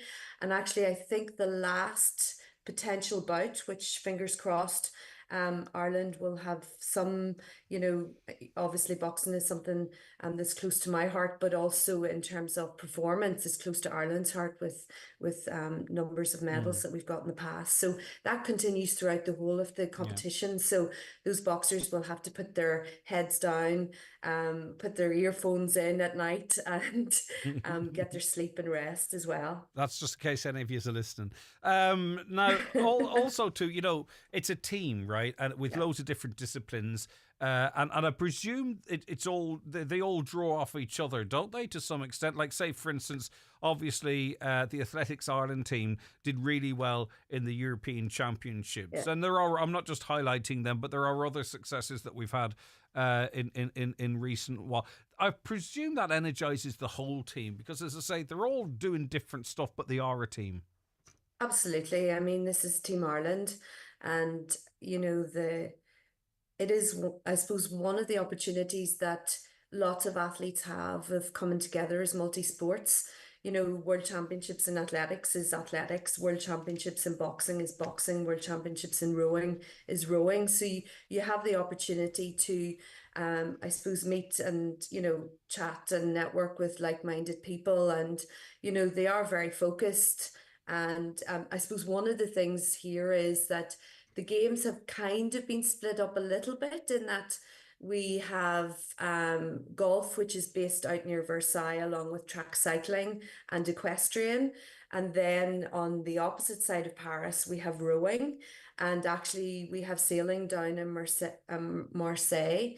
And there are a number of sports scattered around, not only Paris, but also France. So there is a little bit of, different places disjointed that a wee bit, team, yeah. But actually those team members also have the opportunity to come into the village if they want to. Brilliant. For a period of time to actually soak up that atmosphere as well. Okay, maybe I'm being parochial here, but between you, Sharon, and the rest of the Donegal representation, it does feel like we punch above our weight in our little corner of Ireland. Yeah, I mean, it's always great to see, and it's been something that I think we had a Letterkenny contingent even in Tokyo at the last games. There was definitely a Letterkenny cup of tea and coffee every morning for sure. So, I mean, it's always great, and absolutely, we definitely had that Donegal element of things.